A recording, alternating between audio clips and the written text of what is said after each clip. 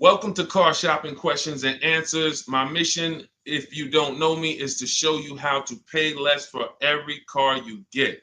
New cars, used cars, leases, it does not matter. I teach a simple seven-step formula, a simple seven-step formula for you to make sure you never overpay for a car. And the first step is going to be, we're going to make sure we decide whether we should be buying or leasing our next car. The question of buying or leasing your car is a question about how long you're going to keep it.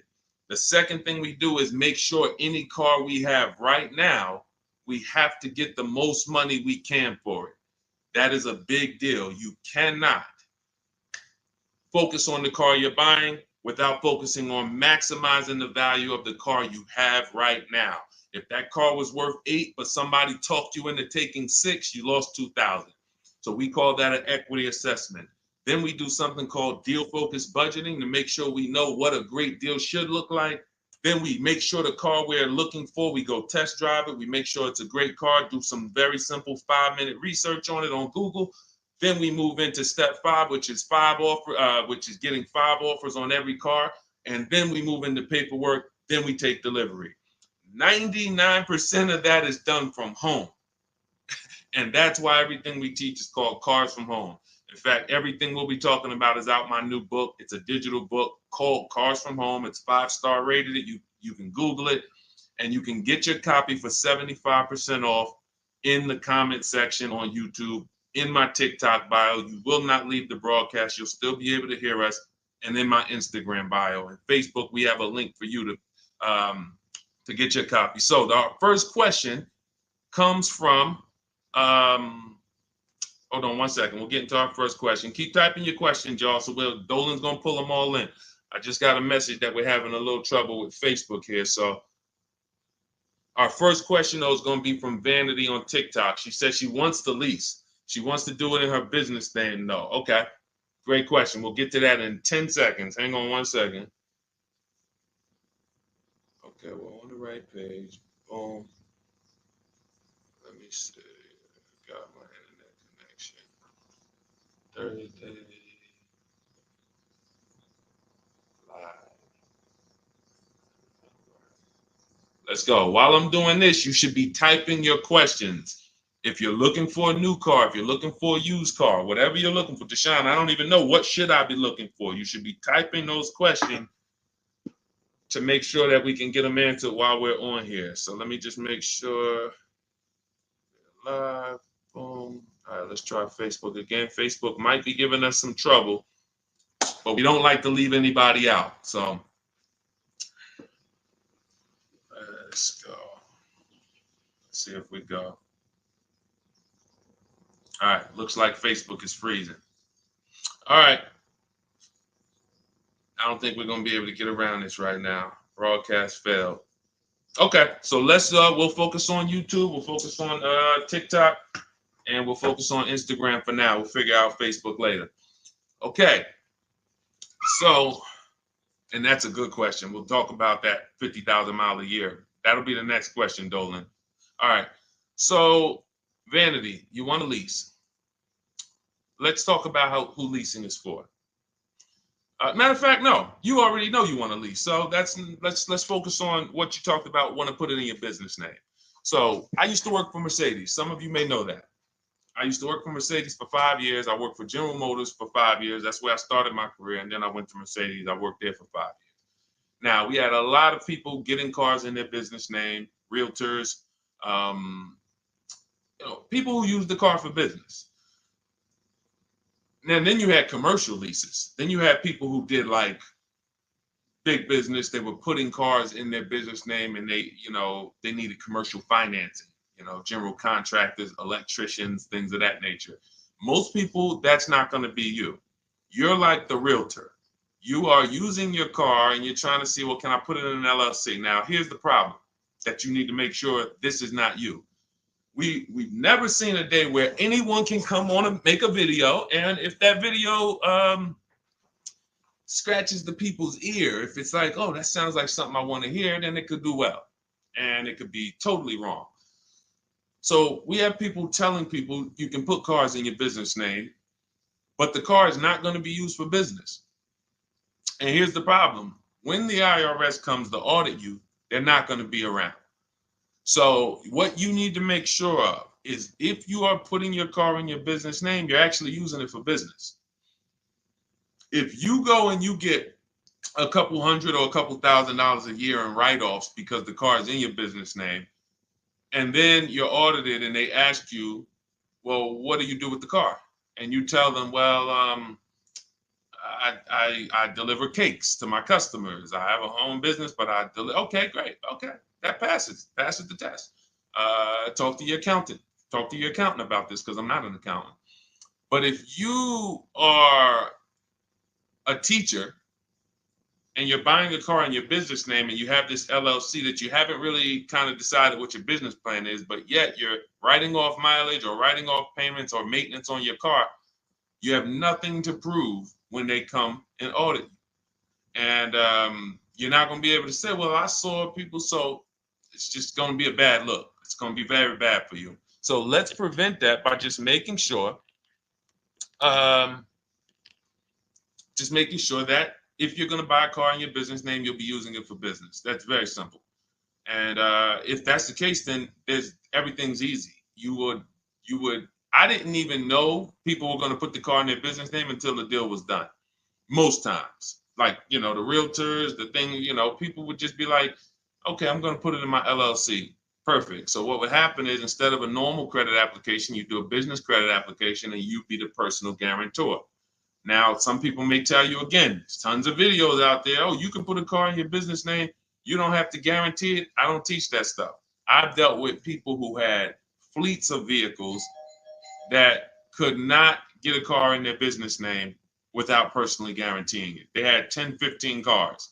Now, after you get, they might have not known because there's people you don't need that much, but it's not just easy to do. Maybe there's one bank that does, but again, I don't teach that. So if somebody said to you, you can put your car in a business name, no problem, no signing, no personal liability, then I always say go learn from that person how to do that. What bank does it? What car can I buy to do that?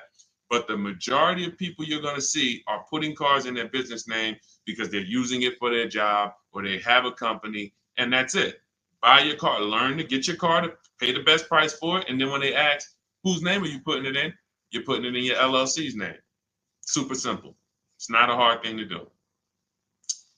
It's really based on your credit, but let me tell you something very important. I learned this the hard way. When I worked for Mercedes-Benz, I had a guy who came in, he bought an S550 from me.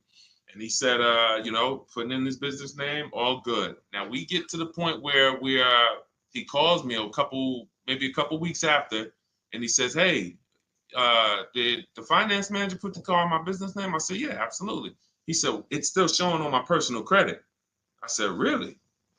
Because the whole point of putting the car in the business name is if you have two cars in the business name, the income from the business should be making sure that those $1,000 in car payments don't come off your debt to income.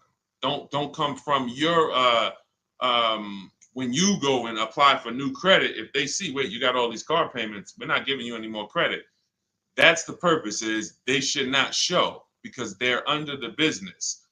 But there are certain banks, and in 2019, Mercedes-Benz Financial was one of them, who even if you put the car in your business name, they're showing it on your credit report.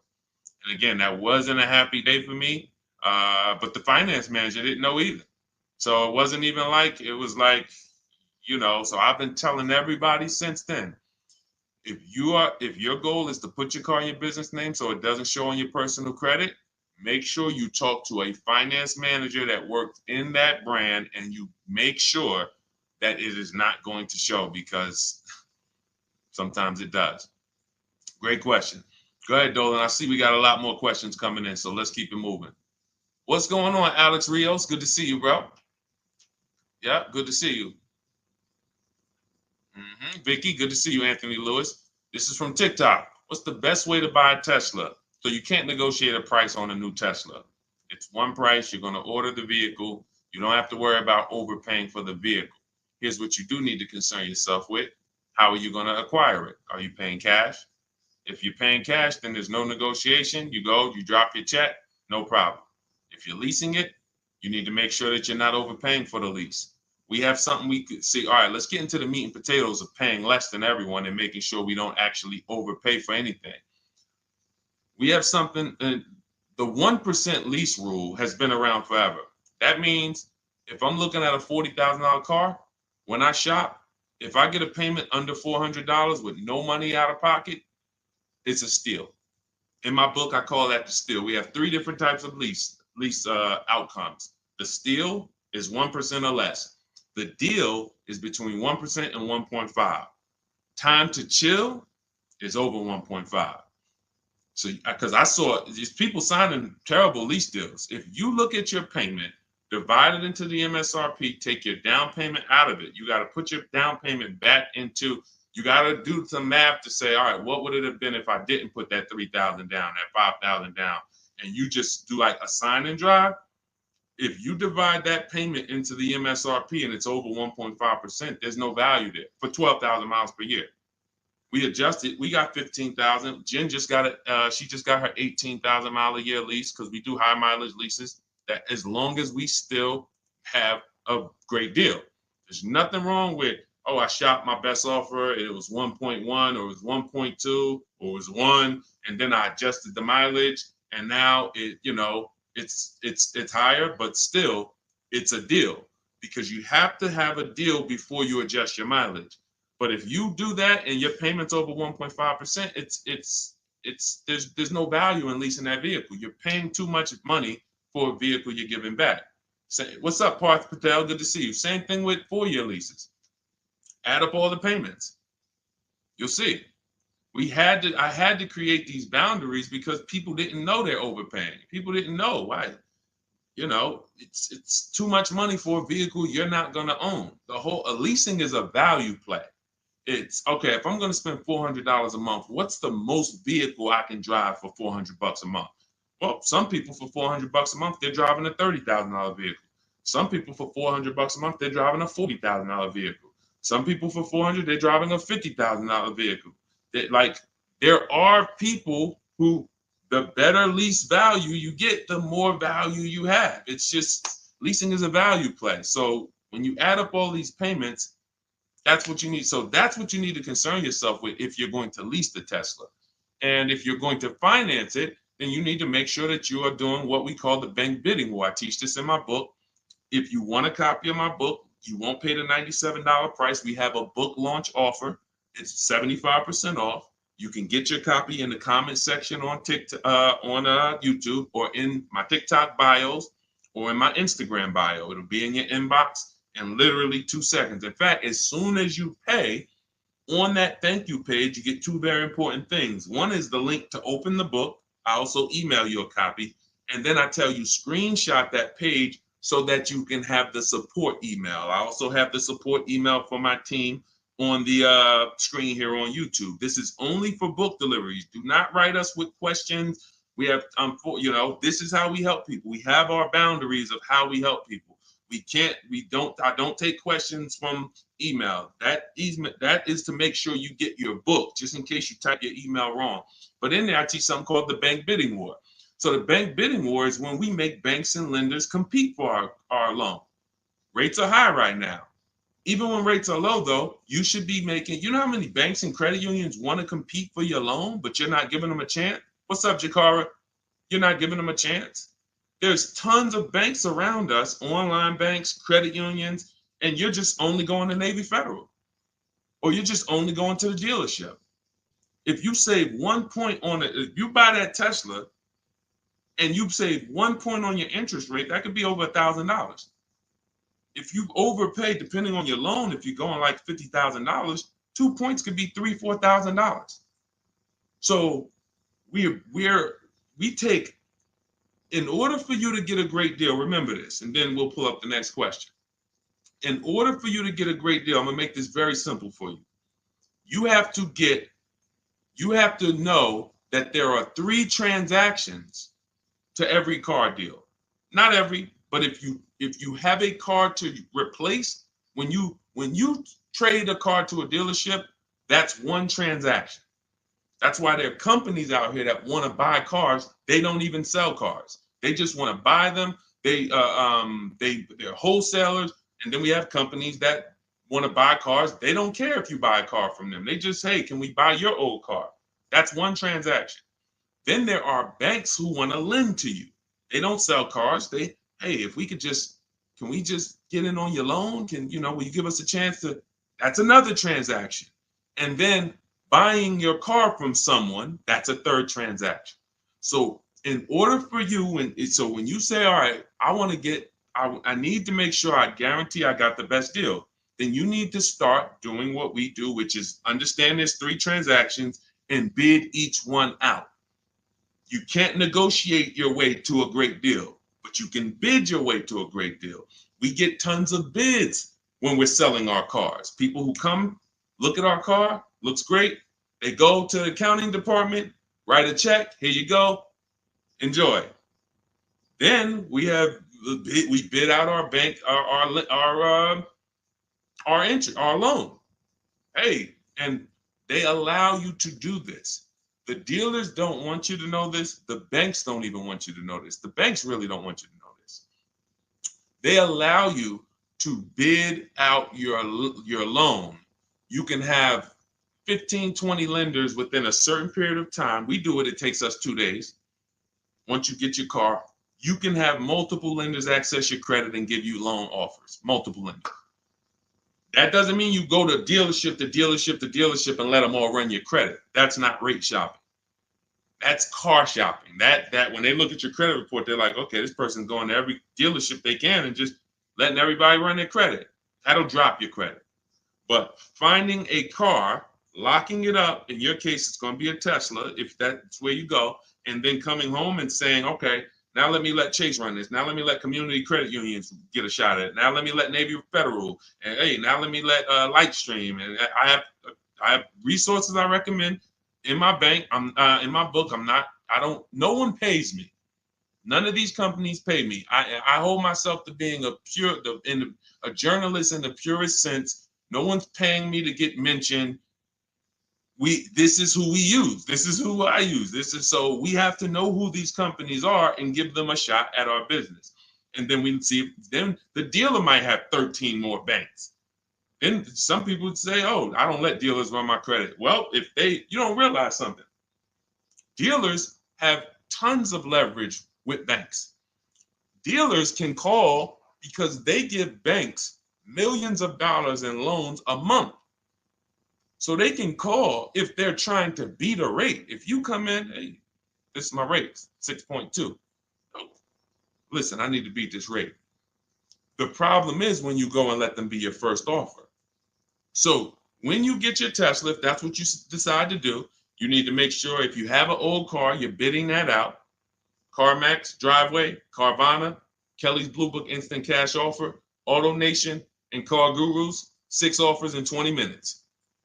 Competing offers. CarMax, I'm going to say that again. Listen, everybody who's been on the stream, again, if this is your first time here, type the number 1. But even if you go credit union, see, understand, somebody said go credit union. If you're not making people compete, you can't. If you came out your credit union and you said, all right, I just got a loan here. If I said, hey, bet me $1,000 you couldn't get a better rate, would you take the bet? Probably not. Because you only let one person have a shot at your business. You don't know if this other credit union could have beat that. You don't know if Chase Manhattan could have beat that. You don't know if you did. There's 20 people that want to do business. So just to go in and say, all right, well, that's the credit union, I'm going to go with them. If they win the bid, then they got the business. But welcome to the first time people. What we do here is we bid. And you're going to learn that that's the easiest thing in the world. That's why car shopping from us. Look at people like Tote, BMW, $54,000 BMW, $690 a month, 1.26. She did it from home. Did it from home. Ended up saving $8,500 off, including the rebate. $8,500. Look, Benita, during the pandemic, I would love to honestly get someone on here who leased a Kia Telluride during the pandemic. I would love to see if your paperwork, if you did a no money down deal, I guarantee you're paying $800 a month, 700, 800, potentially 900 a month. Bonita got hers for 600 a month. Look, I always keep hers because some of you say, Deshone, when is the market going to get better? We've been making below market deals when there was blood in the street. That's it. As long as you know how to make people bid, you're going to get below market deals no matter what the market does. That's what, type a light bulb or type dollar signs if that clicks. The market wants you at the mercy of it.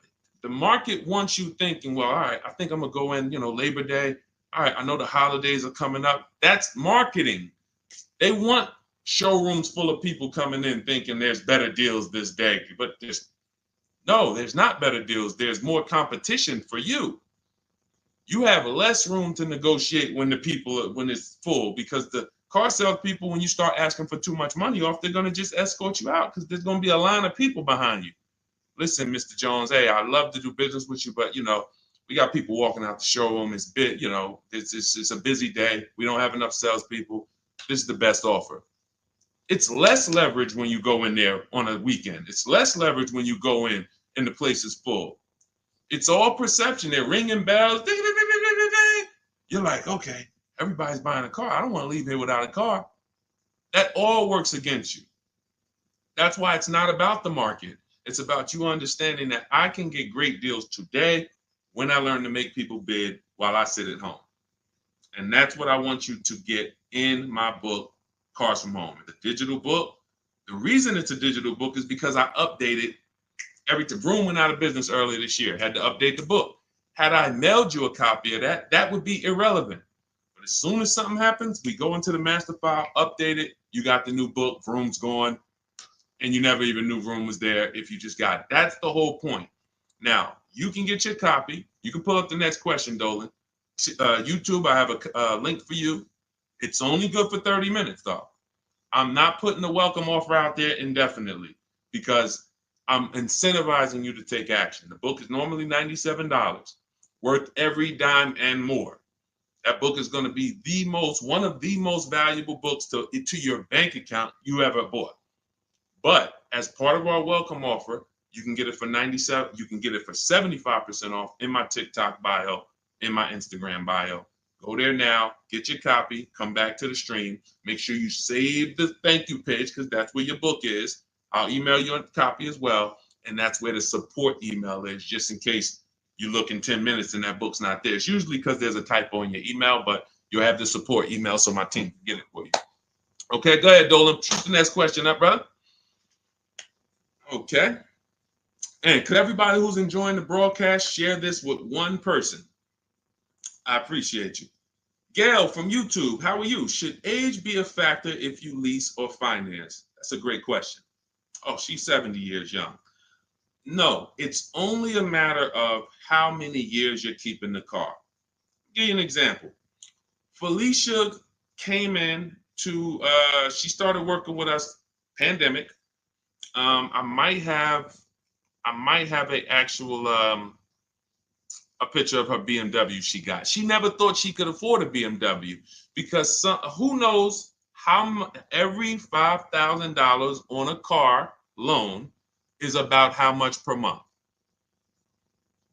And this is why you'll understand leasing, if you're not keeping your cars 8 years, is going to allow you to drive cars that you didn't think you could drive before. I had 4 Infinities that I leased. Before I bought this Infinity truck, I had 4 that I leased. And I know I'm talking to some people and you're like, Deshone, I was taught never lease cars. If that's you, be honest. Type I was. Type, me or I was. You were taught never to lease. I want to tell you that the people who taught you that, the people who programmed you, Dave Ramsey might have been one of them. Dave Ramsey does a great job helping people get out of debt, helping people invest in the stock market. God bless Dave Ramsey. He's helped a lot of people do that. But when it comes to cars, he has cost you more money than he's going to give you back. The bad leasing advice is totally wrong. And in fact, I'm going to prove it to you. When you look at a great lease deal. Look at Ansley.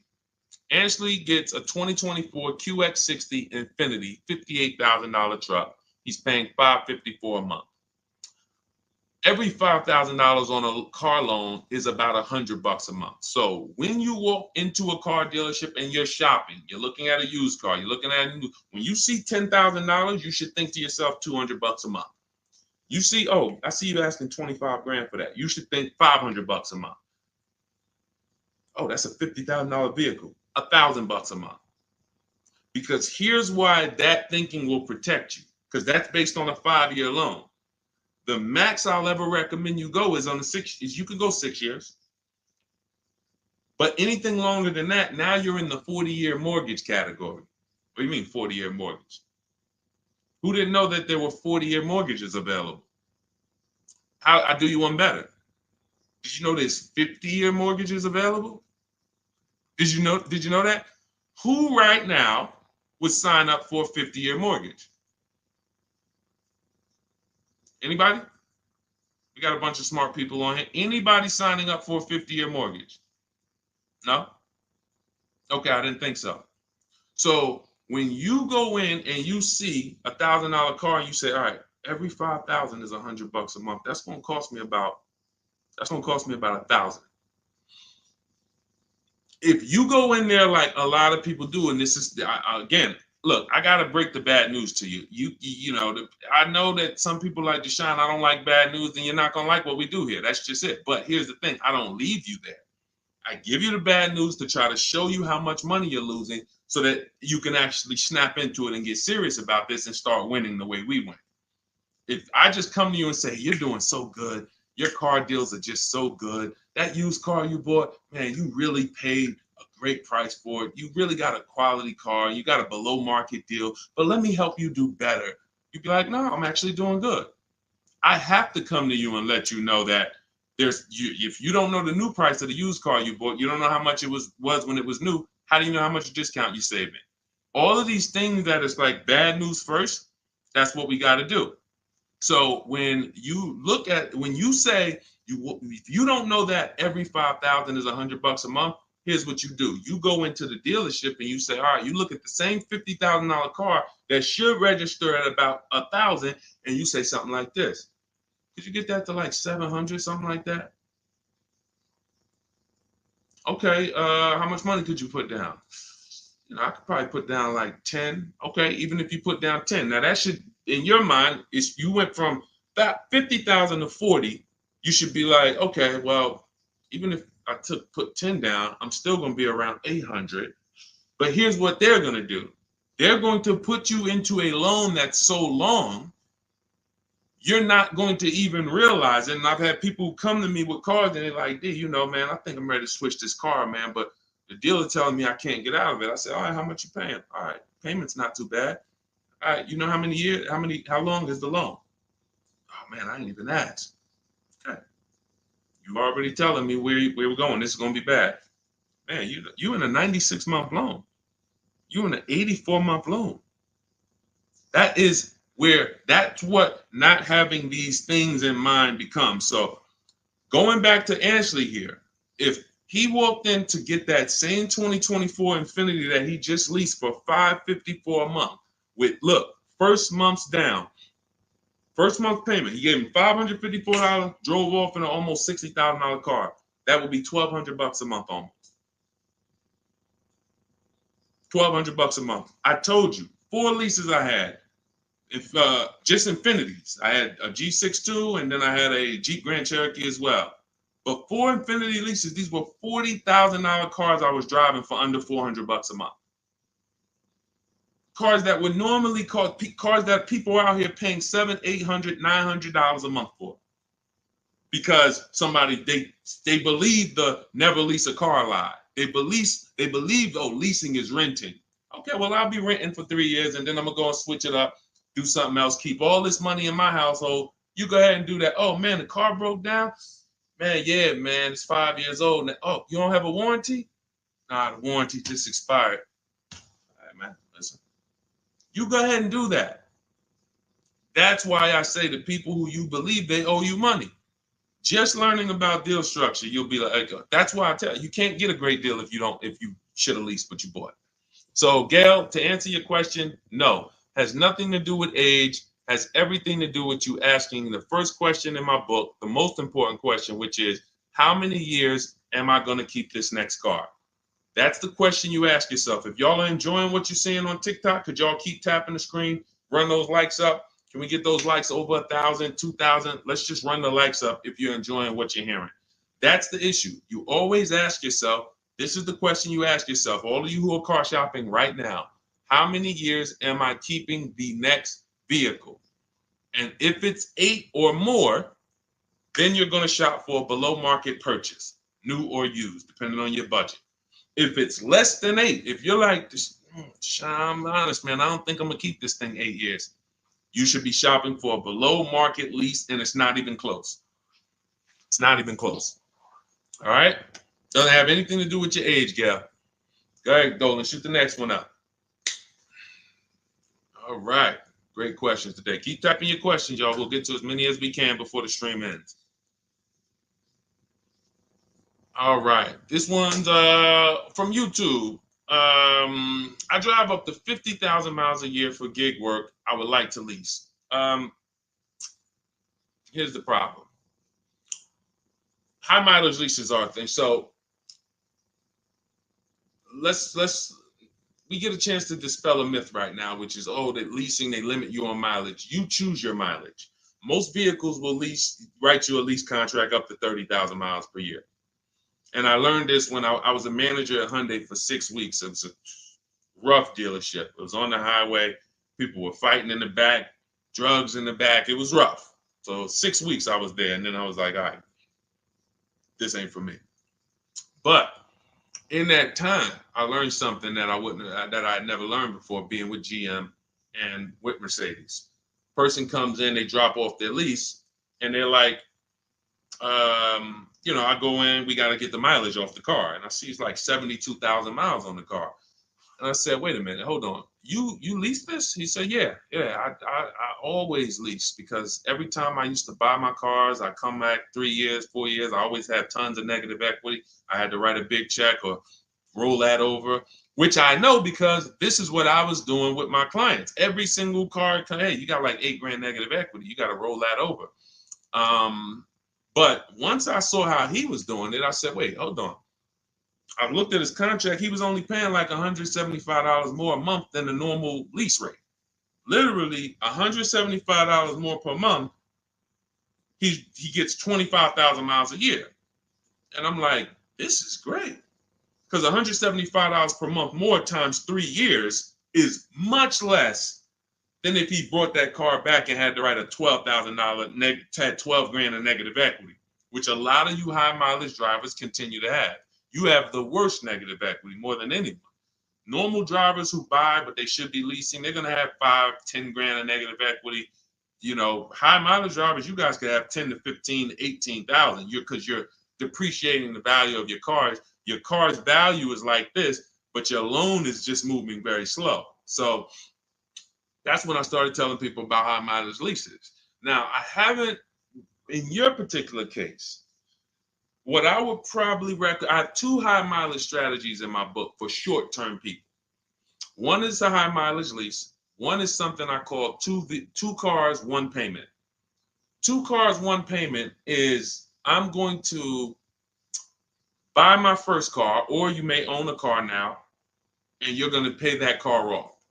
So let's say I'm you and I'm putting 50,000 miles on the car. You should be, quite honestly, paying these cars off sooner than later. You shouldn't be taking 5- and 6-year loans like everyone else, because I would assume with you putting 50,000 miles a year on a vehicle, that vehicle is making you money. So what you're doing when you take a long loan is you're just pushing your losses to the back.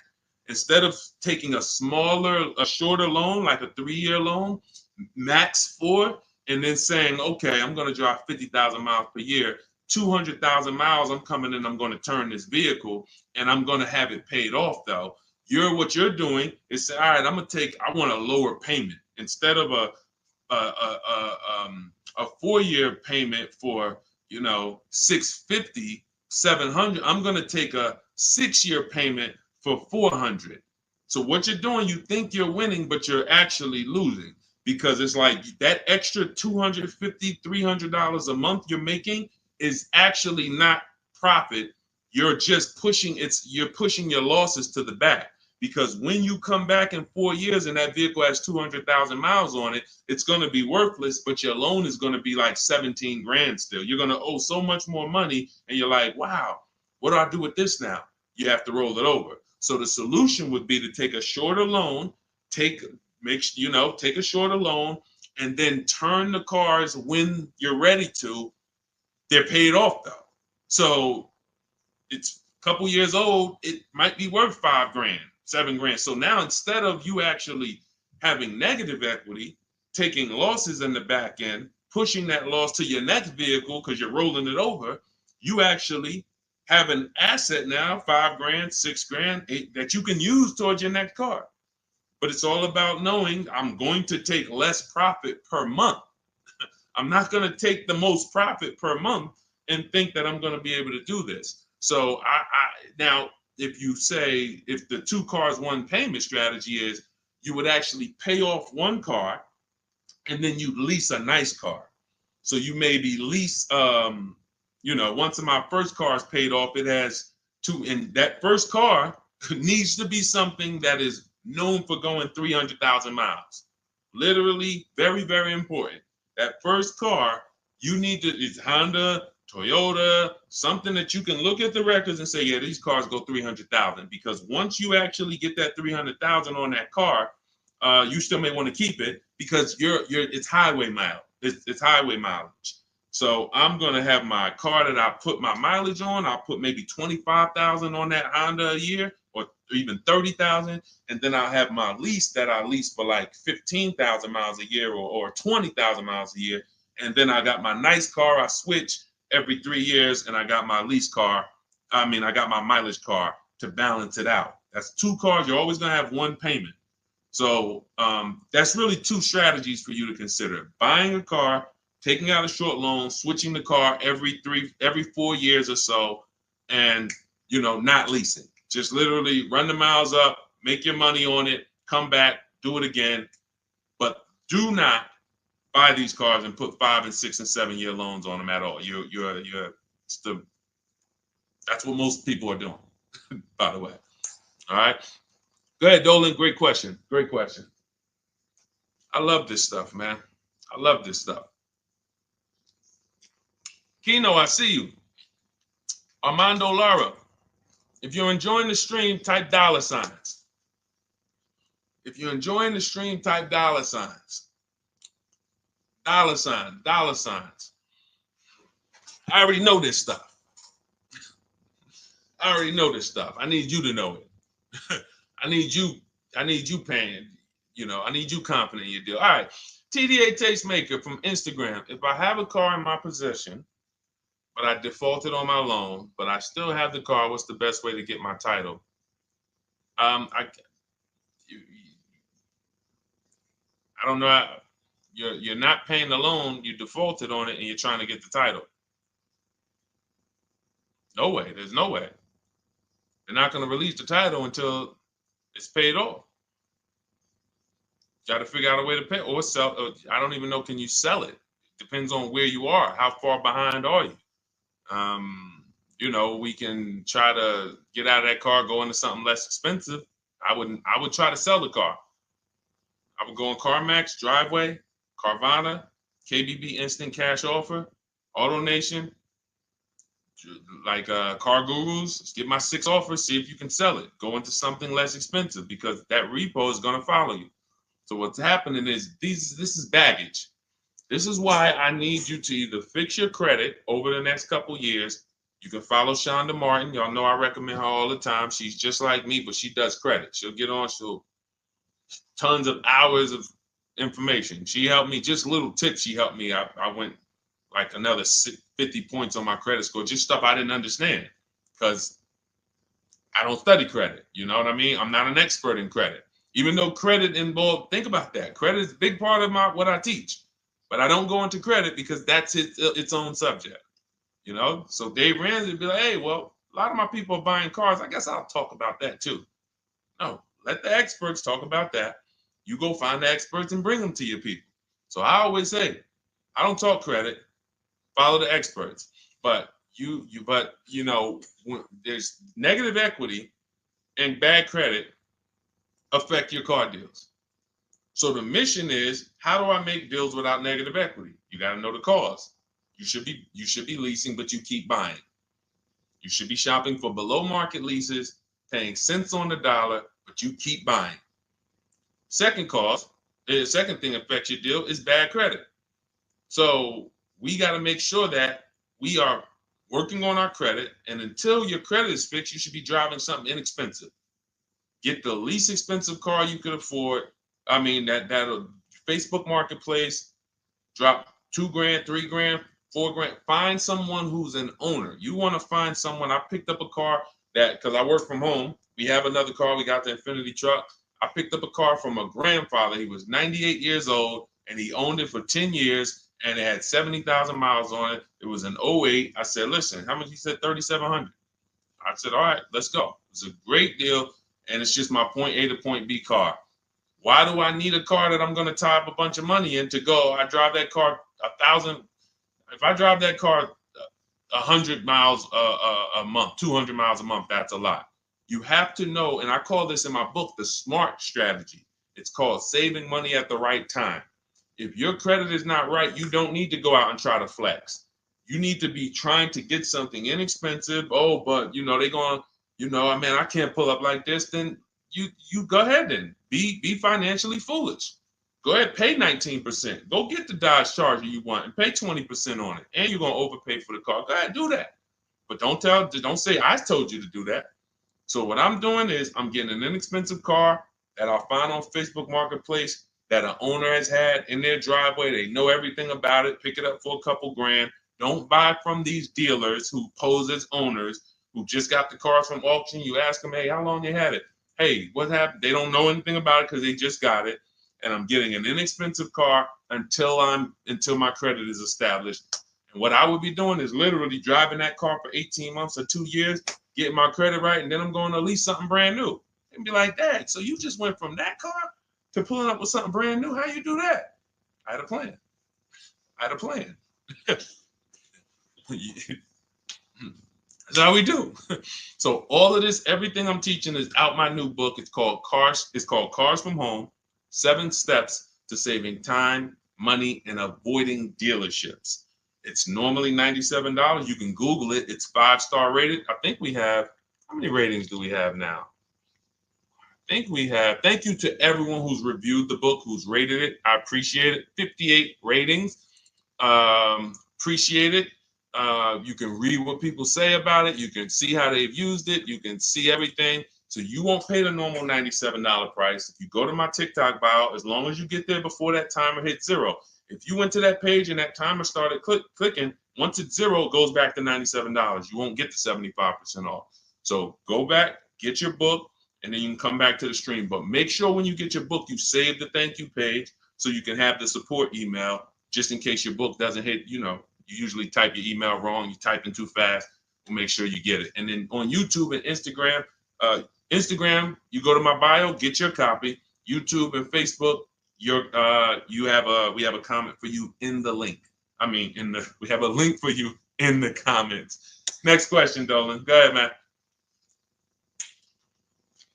This one from Instagram. I'm doing a regular lease. I need help. Can you explain the 1.2? Okay. Can you explain the 0.125 APR again? Should that be close to my monthly payment? Can you help? I'm trying my best, but they're trying my patience. So, first thing you're going to understand is the 1% rule. All right. When we go out to lease a car, in our deal focused budgeting step, this is something in our step 3 in my book. It's 7 steps. It's called deal focused budgeting. That means we are budgeting for what a deal should be, not for what we could spend. So if we're looking at a car that's $40,000 and we're like, okay, I'm going to shop for that car. When we're basing everything on the 1% rule, which is 1%, a 1% payment is 0.01, 0.01, $400. So you take the MSRP, $40,000 times 0.01, $400. That's the 1% lease deal. Anything lower than that, now you don't get these deals by negotiating. We get multiple offers. Some people are like, Deshone, I can't get no deals like that. Well, we got tons of them. If y'all want me to show them to y'all, we got tons of them. But anyway, that's a steal. That's not a deal. I call that a steal. Anything less than this, you stole a vehicle. Now, the 1.5% rule, which is 40,000 times 0.015, that's the max. That's the max. We're not going higher than that because once you add that up for 3 years, 36 months, 21,600, that's right around the cap of where we're gonna, because you got 40,000 plus taxes and everything like that. So call it around 43, 45. You want to pay no more than like 21.6 over 3 years. That's the cap. And if that's the best offer, it could be the lease program. They don't have much support. They got a high money factor. They got not much rebates, high demand, whatever it may be. But once we get 5 offers, if it's over 1.5%, we don't get those cars. So now what this person's asking about is that middle point, which is 0.0125. So we take the 40,000, we say 0.0125, that's going to be 500. So anywhere under 1.5 is a deal.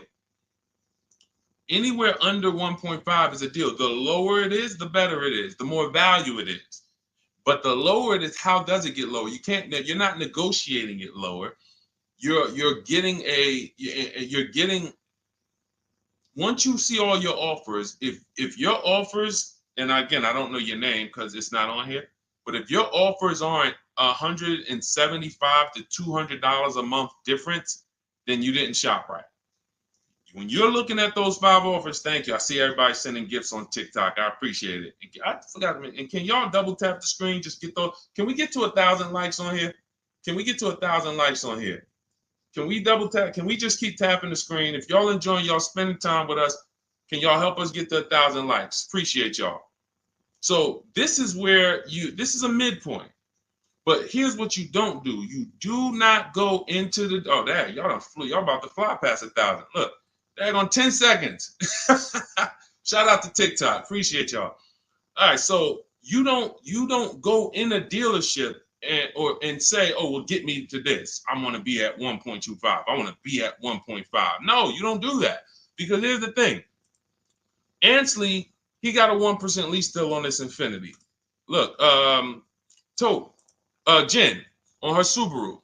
She just on her Honda CRV hybrid. She got a 1.3 lease deal, $512 a month, $40,000 vehicle. You don't go in and say that. You shop the offers from home, and if y'all want to do it manually, you can talk to sales managers. You can try to get this done manually. We do this totally by email without talking, because I know you probably don't like talking to car dealers. Am I right?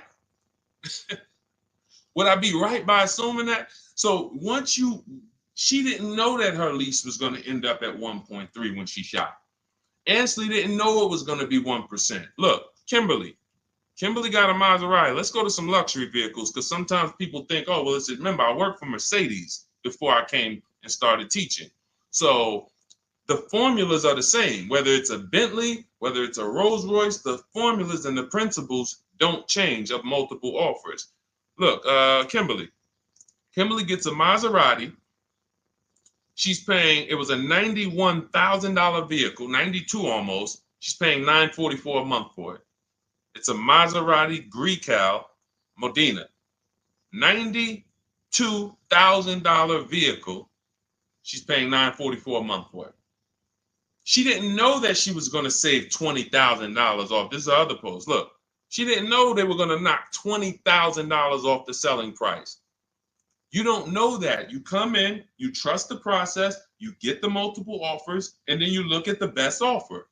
If the best offer, whatever the best offer lands at, as long as you see a bunch of other higher offers, now you know you shopped the market correctly. You found the 20% dealer, we call them, that beats all their competition, and now there's your deal. This is for new cars and leases. Used cars, different strategy. Different, still multiple offers, multiple options, but it's a different strategy. That's in my book too, but I want to make sure you understand this.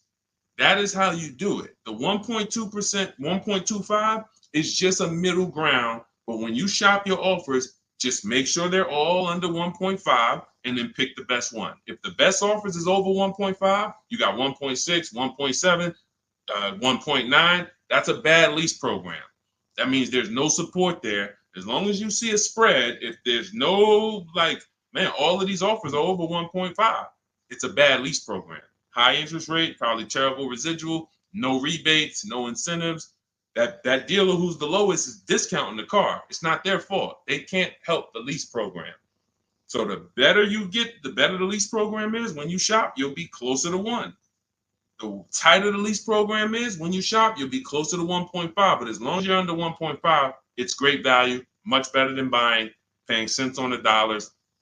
It's a win. All right. Go ahead, Dolan, shoot the next one in. And I think y'all see, I have to answer these questions thoroughly. If y'all will want me to zip through them, let me know. Type zip or type either Z for zip through or D for details. You know, because listen, I'll run it however y'all want it. If y'all want me to do these quick, don't go into the details, just kind of give us the zip answers, then I'll do that. But I see a lot of people talking about, okay, they want it in detail. Perfect. That's what I thought. So we're gonna keep it going that way. Now, T, on TikTok, you said, "Can you do my deal for me?" So here's the thing. People say, "Deshone, can you come to the dealership with me?" I don't go to dealerships. That I'm trying to get you not to go to dealerships. So, but we do have a look. If you can go to my TikTok bio, you can see there's a button there that says "Shop with Deshone," and you can see if you qualify to shop with me. Because everything I do is from right here until we go test drive. Until we go test drive. So, but if you want to learn how to do what I do right here, and you want to do it together, go see if we qualify to shop with each other. I don't shop with everybody though. I can't. So go there. That's a separate thing. And let's go. I think we got time for a few more. This one's from Instagram. I'm looking at a 2024 Mazda CX-5, $39,445. I see a fee listed. What is silent security? That's what 80% of dealers do. See, don't try to change 80% of dealers. They are going to actually charge you as much as they can. When you negotiate with them, they're going to say, "This is my best price." They're not lying to you. That's their best price. That's not their competition's best price. So when you're sitting at home, unfortunately, I think you could be from this mindset. Deshone, aren't all the Mazda dealer prices the same? There are people who think that. There are people who think like, okay, it's like the Apple Store. Like Apple Store next to me, Apple Store in Santa Clara, California, Apple Store in here, it's gonna be, these are all the same price. I'm gonna just deal with who's closer. It's like McDonald's, right? Same price here, let's go to the closest McDonald's. Nope, it's totally different. These are competitors. These are competitors, individually owned franchises. They compete against each other and they try to beat each other, which is why when you get to a dealership, what don't they want you doing? I want to give y'all some time to type this in. What don't they want you doing? Once you sit down in that seat, if they can get you to sit down in that seat, which we don't do. We never talk numbers in a dealership. We're there to test drive. What don't they want you doing when you're in a dealership? Y'all don't need to hear this from me. You've experienced it. They don't want you leaving. Thank you, Smokey. Thank you, Smokey. Newberg, yes. They don't want you to leave. Luis Soto, I see you on Facebook. Don't leave. Look, you had, so now, see, as we pull back the curtain, there's new brain cells that are being developed now, things that you weren't aware of. Now you'll see why. That's why. Because the last thing they want you to do is shop their competition. Their last thing is, hey, what can we do? Just tell me what we can do. That's why they're just gonna sit there. Hey, come on, tell me what's gonna make you happy. Well, what's gonna make me happy is you give me time, let me go home and actually, shop around a little bit. But is there a number? Is there a number that I could offer you where you wouldn't even shop? These are all trained questions to keep you there. I call them the showroom shackles. It's like as soon as you sit down, like a little, boom, little handcuff comes out. You can't go too far. So this is what you want to avoid like the plague. We do not talk numbers in dealerships. We don't talk to salespeople unless we're there for a test drive. These are things that everybody who I'm sharing with you, from Greg to Danielle with her Audi lease, Eddie on his pre-owned, on his Toyota, got a brand new Toyota last year, still during the pandemic. It was still, look, he said, I shopped around. I was able to get everything I wanted, plus more, $2,086 under MSRP in a 1 week window. 1 week. So this doesn't take a lot of time. Some of you like, Deshone, well, I only got a couple days. Could I make a deal in a couple days? Look, not even Eddie. I'll give you one better. Look at Ansley. Ansley's got his, Ansley, look, on his 2024 Infiniti, he said, look, I started the process Saturday. I accepted a deal Monday. I need you getting these deals in 90 minutes. 90 minutes. I have never gotten any car that I ever got spent more than 2 hours on the whole process. Never. From home. Now, I want you to spend more time than that shopping. Shopping is deciding what you want. Going test driving, going seeing cars, seeing options, looking at cars, deciding that. No rush on. We don't let anyone rush us on that. But when it comes time to get the below market deal, 90 minutes. We got the internet. Why should it take me more? We do everything we do. So look, 2 days, Ansley did it. This is what you have to do. Like, get out of that old process of being trapped in dealership and realize, Messing King, the dealership you're looking at is just one of many. The whole area around us is one big marketplace. If there's 25 Mazda dealerships around us, you're going to know. I'm talking to all of these people. They're fighting for my business in my email. They blowing my email up. They all want to sell me a car, and may the best dealer win. It's empowering. It's beautiful. So everything is in my digital book, Cars from Home, 7 Steps to Saving Time, Money, and Avoiding Dealerships. You can get your copy for 75% off as part of our welcome offer. How the heck did we go from 500 likes to 3,200 likes on TikTok? Shout out to y'all. We on 2 TikTok channels right now. But y'all done blew this one up. Appreciate y'all. In my TikTok bio is your copy of Cars from Home. You'll also get the bank bidding war blueprint for those of you who are financing, and teach you how to make banks and credit unions bid, and everything step by step. You won't pay the normal $97 price. You get there before that timer hits 0. You'll get it for $24, which is 75% off. Same thing in Instagram. Go to my Instagram bio now. Before the timer hits 0, you only got 30 minutes. Get your copy for $24 instead of $97. And on YouTube and Facebook, we have a link in the comment for you guys to get yours for 75% off. All right, Dolan, let's roll with I think we got time. Let's see how many. Go ahead, shoot the next one up. Looking at the clock. I have front bumper damage on my Ford EcoSport and 3,500 negative equity. What should I do? There's only 2 things you can do to get out of negative equity and into a new car. One of them, there's 3 things actually, but one of them doesn't get you a new car. Negative equity, I call the bad credit for people with good credit. It's the only time I see people will walk in the dealership with a 750 or 800 score, they leave with no car. Negative equity stalled the whole deal.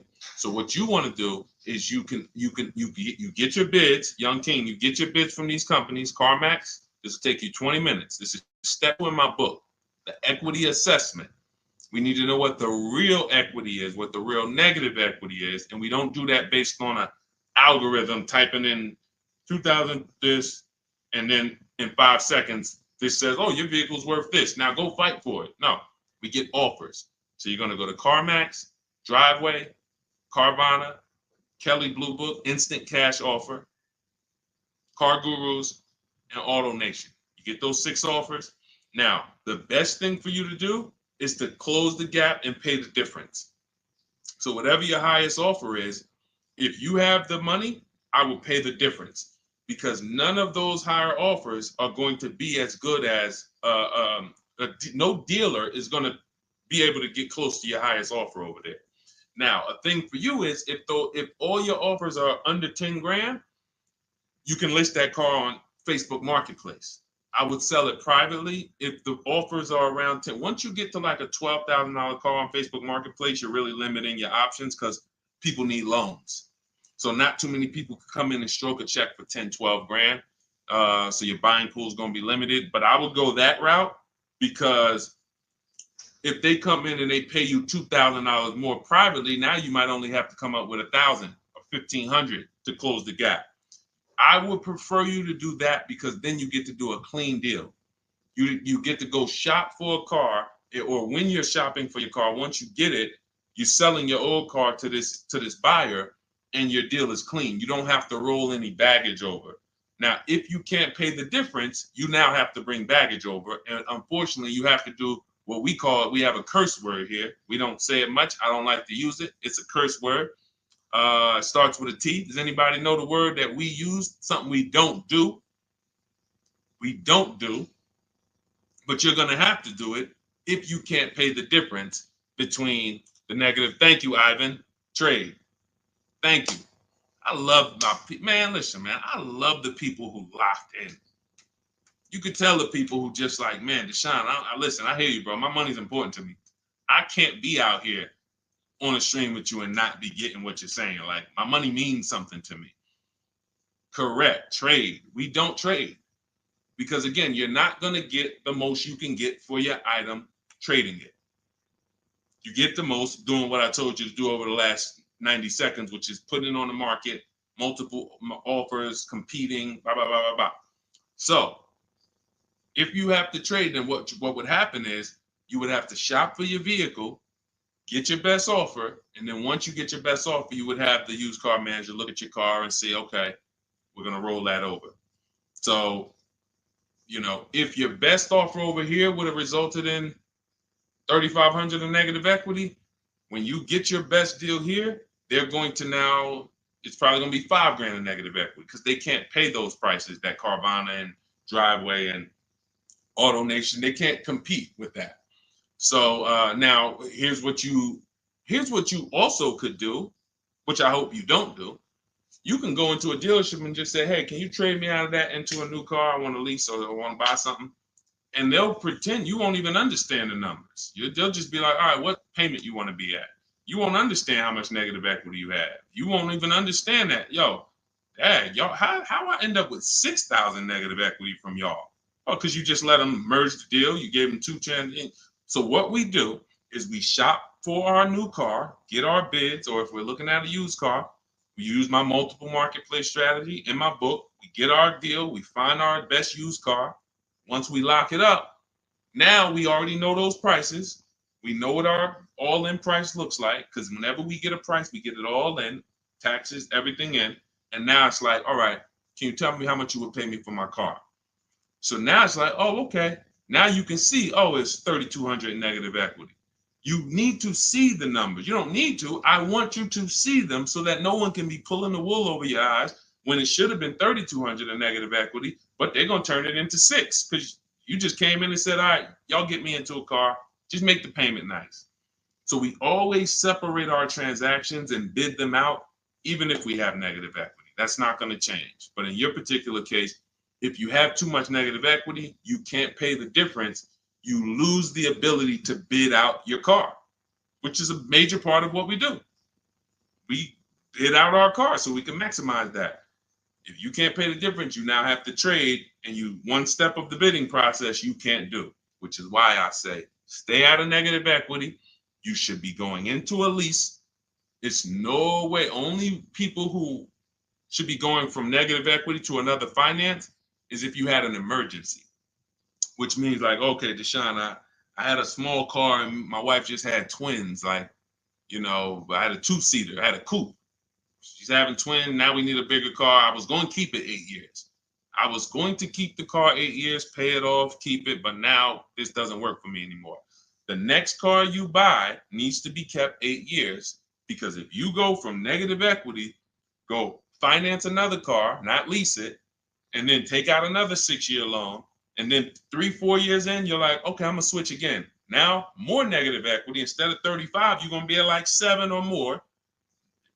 And then, oh, let's roll that over. And it's just a repetitive cycle of always having a car payment, never paying the car off, and always have it paying for your old car in your new car.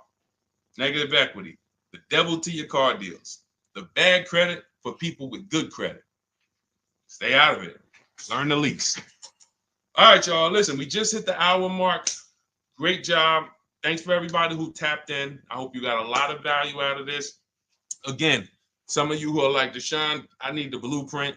I want everything you teach step by step. Walk me through each play. My book is called 7 Steps to Saving Time, Money, and Avoiding Dealerships. It's a digital book. It'll be in your inbox in literally 2 minutes. Go to my TikTok bio, use the 75% off link. Go there, you'll have it. But make sure as soon as you activate that link, Instagram too, you screenshot the thank you page. As soon as you pay, you get the thank you page has the book. You scroll down, it says click here to open your book. I also email you a copy, but I want you to have that support email just in case you type your email wrong or something and it's not there.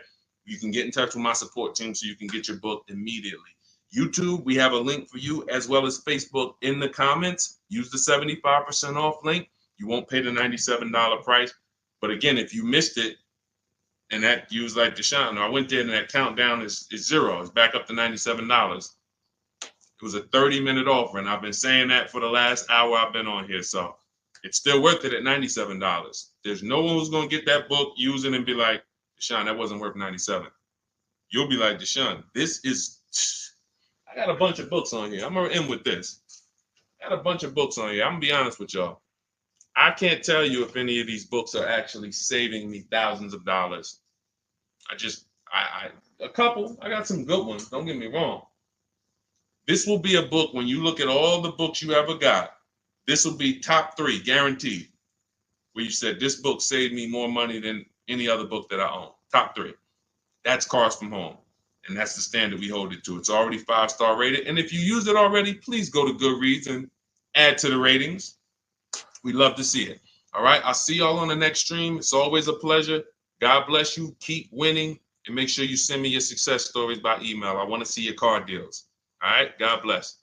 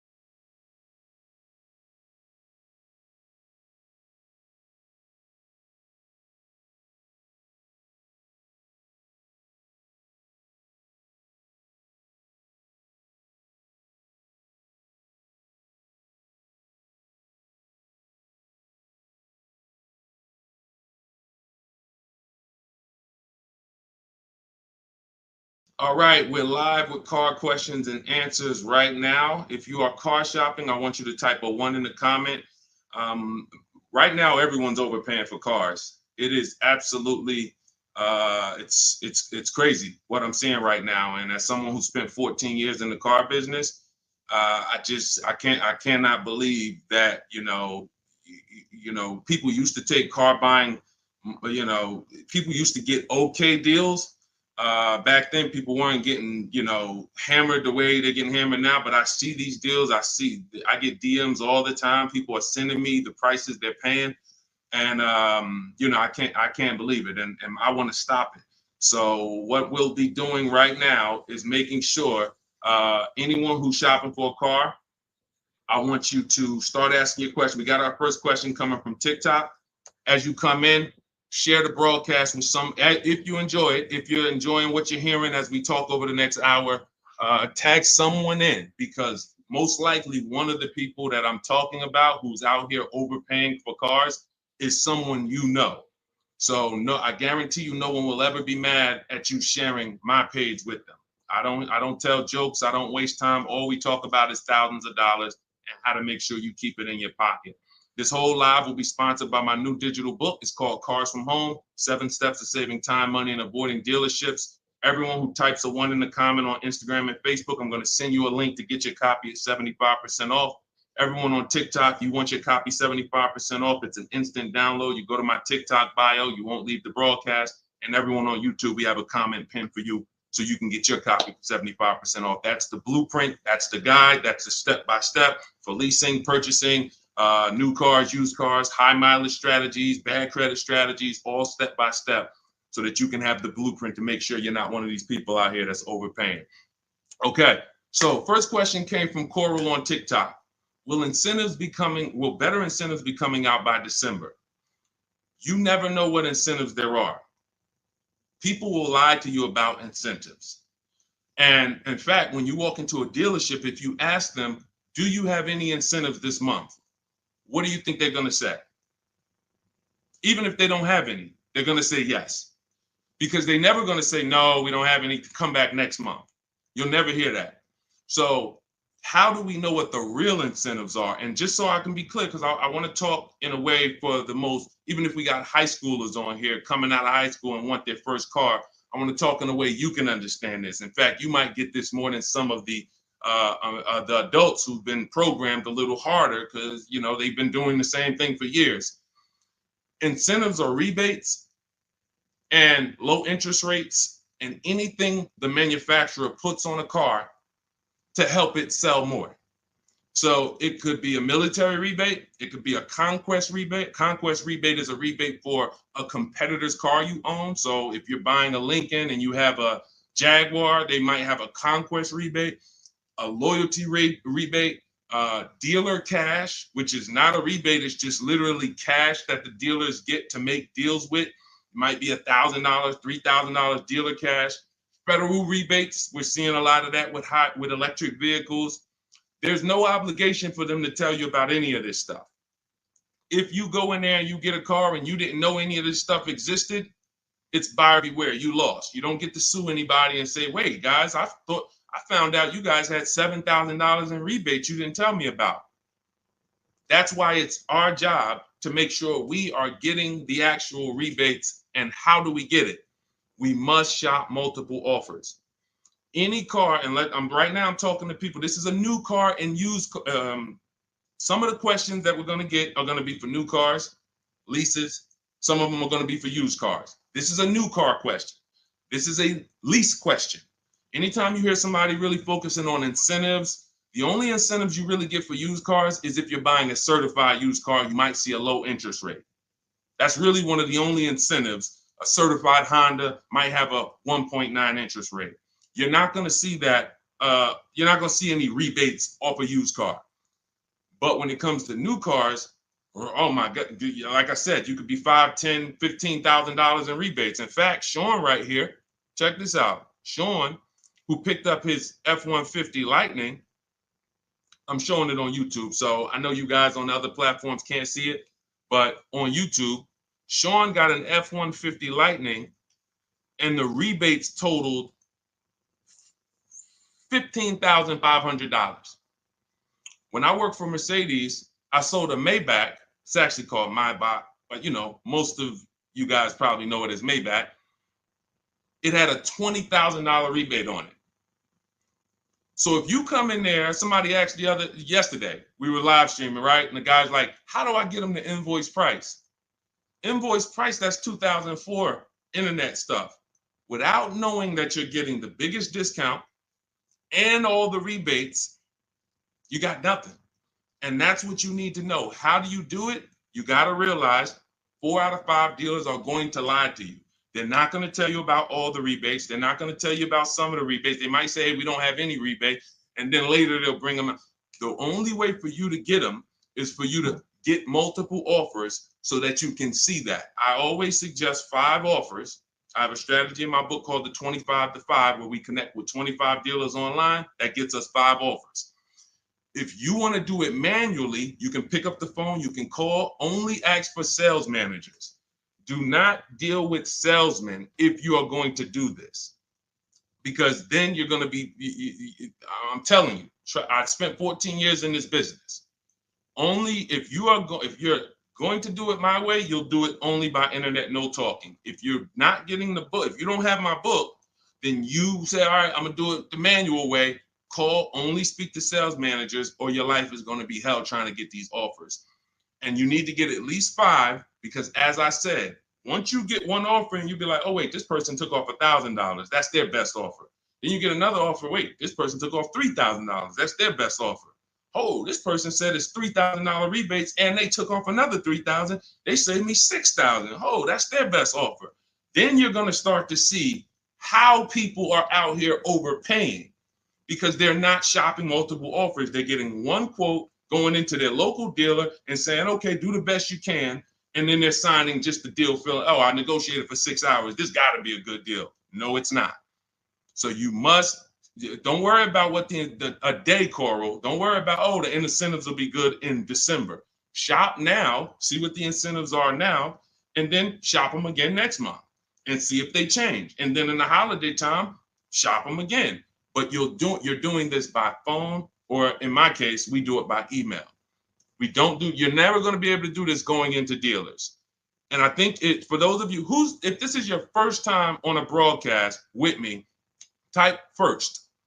First time you've ever been on a live stream with me, type first, because you may not be familiar with anything we teach here. Anything we teach here. And so this is going to be an unlearning process for you. I see you, Arlie. Good to see you. Okay, I see you, user 609. You don't have a name, so I see you, Nadine. Welcome. I see you, 357 Scene. I see you, I Spent Cinematic on Instagram. I see you, Just Too Blessed on Instagram. All right, well, type up everybody who's been with us for a while. I want you to type welcome to all the first-time people. I see you, Maurice Jenkins on YouTube. I see you, Libo on YouTube. Everybody who's been here before, you kind of know a little bit about the foundation, or you've been mastered this. Maybe you got cars using what we teach. Type a welcome to the first-time people, so we can let them know, welcome to the new way. Welcome to the new way. There's gonna be a lot of unlearning, but we're going to try to make it as comfortable as possible for you. But the major thing that you need to understand right up front is I teach a philosophy called cars from home, which means you can get your best offer, below market offers that no one else is getting. You can pay prices that no one else is paying without ever leaving your house. And in fact, the only way for you to guarantee that is to make deals from home, because this is where you're in control. This is where you can't let your emotions get out of control and make a bad decision. And this is where you can use the internet to talk to multiple dealers at one time and have them bid for your business. All right. Go ahead, Dolan. Everybody type your questions. We'll continue to get to them. Coral, I think you kind of got the premise of what we're, what you need to focus on first, which is, unlearning the waiting for incentives and shopping wide, talking to multiple dealers, and actually monitoring the incentives from month to month yourself. Okay, what's up, D? This is Maurice from YouTube. What's up, D? I want a pickup truck. I like the Chevy Silverado. Okay, I know you said not to lease a vehicle you like. Okay. When did I say that? I know you said not to lease a vehicle you like. So I'm getting confused on financing and leasing. Okay. Okay, let me be clear. I never said don't lease a vehicle you like. I know you hear a lot of stuff from me, and that could be you might have gotten confused somewhere. It's all good. Here's how who's ready to finally put the leasing versus buying to bed forever. If you're ready to put The leasing versus buying. All right, Deshone, I hear, should I lease or should I buy? If you just type ready. If you're like, you know what? I hear videos from you, Deshone. I hear people from, I never used to hear videos about leasing 3 years ago. Now all of a sudden everyone's talking about, hey, you should be considering leasing, ready to consider leasing. I love numbers. And I love making the numbers easy for you. If I can't make the numbers easy for you, then I can't do what I'm called to do. The easy way to know from now on, should I buy or lease a vehicle, is to ask yourself, how many years am I keeping the next vehicle? When you're considering a lease, you're considering how you're going to beat depreciation. I see y'all tapping the screen. Every time you hear something on TikTok you like, just double tap the screen and y'all keep running those likes up. I appreciate it. TikTok brings more people over here. And, you know, I appreciate you guys. You guys help this message spread. You need to ask yourself, this is the first question. In my book, some of you have it, my digital book, Cars from Home. The first question before anything, before what car I want, is how many years am I keeping the next car? Because when you are getting a depreciating asset, you have to look at it like this. Every time you buy a car, I want y'all to think about this. What is this, Deshone? This is depreciation. If you buy a car today for $40,000, how much is that car worth in how much is that car worth in 5 years? Throw some numbers out there. You buy a car today for $40,000 in 5 years, average miles, how much is that car worth?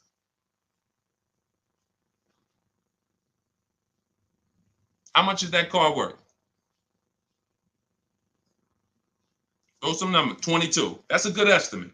That's a good estimate. 357 said 4,000. You're not losing that much unless you just bought trash. Now, there is something coming to electric car owners soon, and we'll talk about that. Remind me to talk about the huge warning I have for electric car owners before we end it. 20,000. Now, check this out. If you buy a car for 40 and it's worth 20, okay, that's good. That's half in 5 years. I think it's going to lose more than half in 5 years, quite honestly. But when you're getting your car, you're trying to ask yourself, how am I going to beat depreciation? How am I going to prevent having something that I tie up money in for 5 years and that money is just losing value every time? Now, the way you beat depreciation is to keep the car a long time.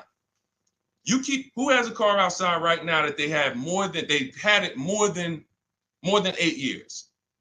Type me.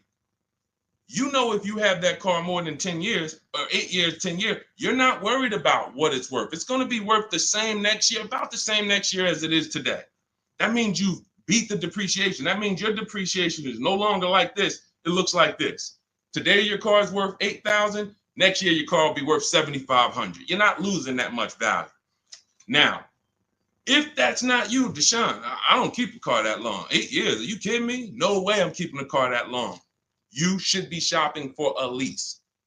Because when you get a below market lease, let me show you what a below market lease looks like and why there's no comparison to a below market lease versus a person who's buying. I'll take a random deal. Let's take Rosalie's deal. Rosalie she just got an Infiniti. I'm showing it on YouTube. Y'all can't see it, but I'll spell it out for you. She just got a $60,000 Infiniti truck. She's paying $592 a month, no money down. She gave him $592, drove off. Now, she got that price by getting multiple offers like I teach. You're not going to walk into a dealer and get that price. She contacted dealers online, had multiple dealers submit offers. The best dealer came in at $592 for a $60,000 vehicle. That's what we consider a 1% lease or less. Major value is the 1% lease rule has been around for a long time. $592 a month for a $60,000 vehicle. On the opposite end, we got people going out buying that $60,000 vehicle. If they did no money down, that's a $1,200 payment. So it's not even close. And it comes down to depreciation. All you have to ask yourself is, am I going to shop for a car that I'm keeping more than 8 years? If so, I'm purchasing. Don't think about leasing. It's not even important. Don't even think. People say, Deshone, you think everyone should lease? Absolutely not. If you're somebody who has the discipline and values to keep a car 8+ years, you should not be leasing. You should be shopping for a below market purchase, new or used. But if you're not keeping a car 8 years, you are spending thousands of dollars more than a person who's getting great lease deals. It's not even close, thousands more every year. And they're driving better cars than you. So Maurice, the only question you need to know about leasing is, are you going to keep this Chevy Silverado 8 years or longer, or less than 8 years? If less than 8 years, you shop for a lease, brother. Okay? Go ahead, Dolan. Next question. That's the formula, guys. That is the first question you ask yourself. The buying versus leasing question. How am I going to beat depreciation? Nothing more important than that. Got to put your deal on the right foundation. Okay, this is 777 from TikTok. They repoed my car. Do I still have to pay for the remaining balance? Well, that's a credit situation. When they repo your car, it's going to end up on your credit, and until you settle that balance, it's going to be there as a repo, and it's going to hurt your credit more. So at some point, you're going to have to deal with that. It's not going anywhere. So what a lot of people, and I would tell you, everyone who's having credit issues, you should be following Shonda Martin, Road to 750 Plus on Instagram, on TikTok. She's on every platform, and she teaches. She's basically the me of credit. All she does live Q&As. She can, go rapid fire Q&A. And when someone can sit on a live and answer questions on the fly, like random questions, that's when you know they're an expert in their subject. And I've seen her do that dozens of times. So you should be following her to see how to deal with that repo in the best way. But for sure, it's not going anywhere until you handle it. Go ahead, Dolan. Next question. All right. This is called RAV4 EXL Premium versus CRV EXL. Which is better to negotiate discount with at a dealership? There's no way to know that. I know you want an easy way to see, which is going to give me the best discount. That's just not how it works. You have to shop the offers, and you have to see what the best offer is. If I'm shopping for a Honda, if I wanted a RAV4 EXL right now, I'm contacting dealers. I'm letting them know what I want. I'm reaching out to multiple dealers. I do it online. If you want to do it online, you can type the number 1 on Instagram or Facebook. I'll send you the discount link for my digital book, Cars from Home. You can use my scripts. All my email scripts, all my templates are in there, and you'll have the blueprint step by step. You can get your copy for 75% off in my TikTok bio or in the YouTube comments. If I was doing it manually, I'm calling and I'm getting multiple offers for this RAV4 EXL from multiple Toyota dealerships. And then I'll see, okay, the best Toyota dealer said they'll take off $4,000 from me. Okay, all right, cool. All right, now let me get the Honda deals done. So it's you don't know what it's going to be. Like give you an idea. This person, Kimberly here on her Maserati, she got a Maserati. She saved $20,000 off the price. I got the comment here. I got her post here that she posted with the details of her deal. $20,000 she saved on the price. She didn't know that she was going to save $20,000 on the Maserati. There's no way to know. You have to shop the offers, and this is why you can't feel for the bottom. You can't hope, I think we're at the bottom. I think this looks like it's good. No, you don't know that. You don't know how. You don't know. You just don't know. I know you're looking for an easy way to do it where you press a button, and it tells you this dealer here, this Honda dealer in Madison, New Jersey, is going to sell the Honda at the lowest price and give all the rebates. That'd be cool. It's not going to happen because no one dealer is going to always be the best anyway, or they'll be out of business. If you beat your competition every single time on every car, you're not making any money. You'll be out of business. So at the particular time you want to shop, the mission is to find the dealer who is going to sell you the car at the lowest price, because every one of them is different. So that's what I would do. And if you use my way, you do it quick. When you're using online tools, you can do it quick. Look, Ansley got a car. He said right here, he got his what did Ansley get? He got an Infinity truck. He got a 2024 QX. He said, I started the process Saturday. I accepted a deal Monday. Got the car delivered on Thursday. One weekend. Started the process connecting with dealers on Saturday. Had offers coming in, accepted an offer on Monday. He got a 1% lease deal, $554 a month on a $58,000 vehicle. You can do this on new cars. You can do this on used cars. You have the internet as at your disposal. You just don't know how to use it. And you have people you have two departments in car dealers. You have what I call the sales floor. That's who I used to work with, the sales floor. Then you have the internet sales department. The internet sales department is to try not to give you a price and to make people who are trying to shop online get frustrated so they eventually come in. That's the goal of the internet department. And you have to know that the reason why it's hard for you to get quotes online is because you don't know what to give a dealer to get quotes. You don't know. You got to give them your zip code so they can work the tax. You don't know. They need to know what vehicles are in your household. You're getting defensive. Hey, why are they asking me for this? Well, it's because they need this stuff. That's why in my templates, I give you this stuff. They need to know what cars are in your household. They need to know when your deadline is. They need to know what your zip code is. They need to know what credit they should assume. These are the things this is why, Deshone, I tried shopping online, but it was so hard. I know, because you don't know how to do it. And if you admit you don't know how to do it, then we can help. But without unlearning, without saying, you know what, I need to unlearn this stuff that I was taught, you're just going to keep repeating that. So that's why I'm bringing you this and showing you people who are just like you. You have to shop the offers. And once you do that and you learn how to do it in 90 minutes, you'll be like, oh, I can shop any offer I want. Any car I want, I can find out what the best offers are in 90 minutes. But we got to get you there. Go ahead, Dolan. Shoot the next one up, bro. Unique Devo on Instagram. Car payoff 1 year. Should I trade it? 2015 still running. Well, it sounds to me like you want a new car. Look, the cost of replacement is expensive. If you're considering replacing your car, I always say it's always cheaper to keep it. It's always cheaper to keep it. If you can put, do you have a local mechanic? You should. Everyone who has a car, especially an older car, you should have a local mechanic. Why? Because a local mechanic is going to save you 50% off of what a dealership is going to go through. There's some people who religiously go to dealerships every time something on their car goes wrong or breaks. They go to the dealership.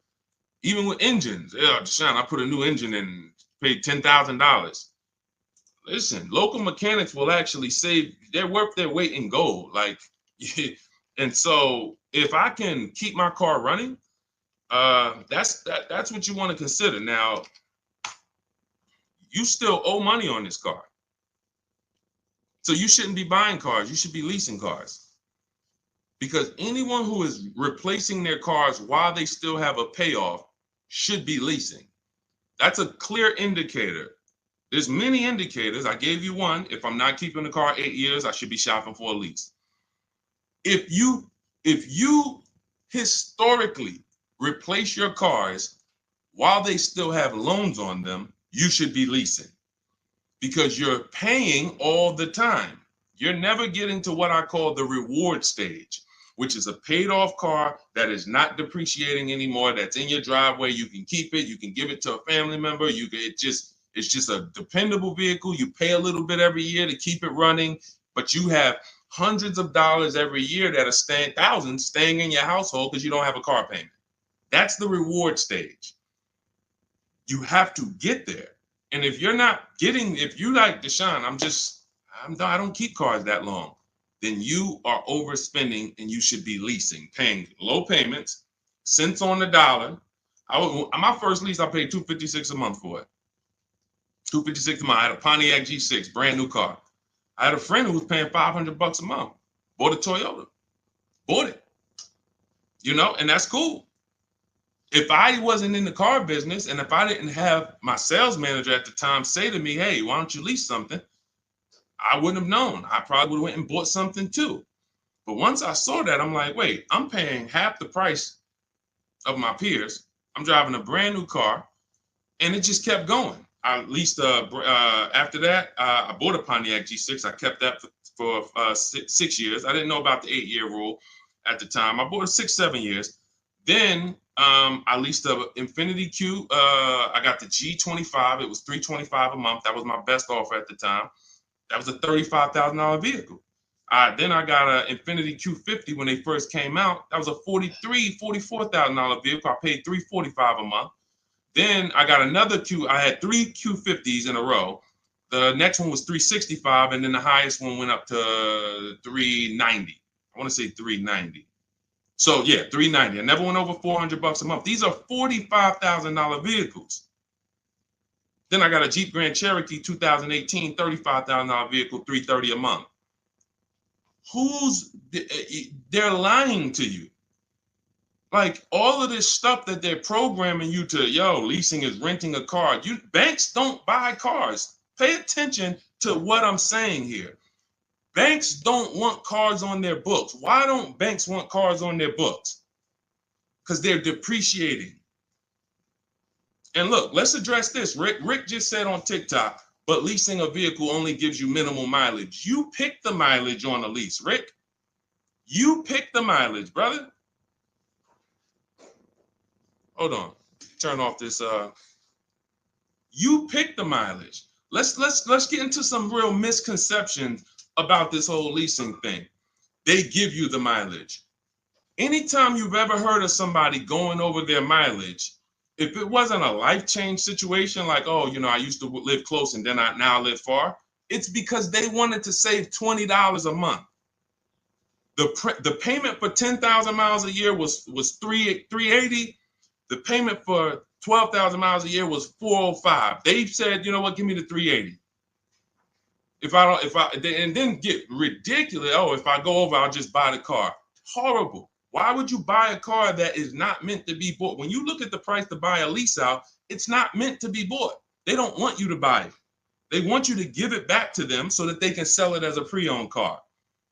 So they say, bring this car back in 3 years, have 30,000 miles on it. You can buy it. You go over by 10,000 miles and then you buy it for the same price. It's just horrible. But it goes back to the fact you didn't pick the right mileage. The difference from 12,000 to 15,000 miles a year is $25, $30 a month. So when you're sitting there and saying,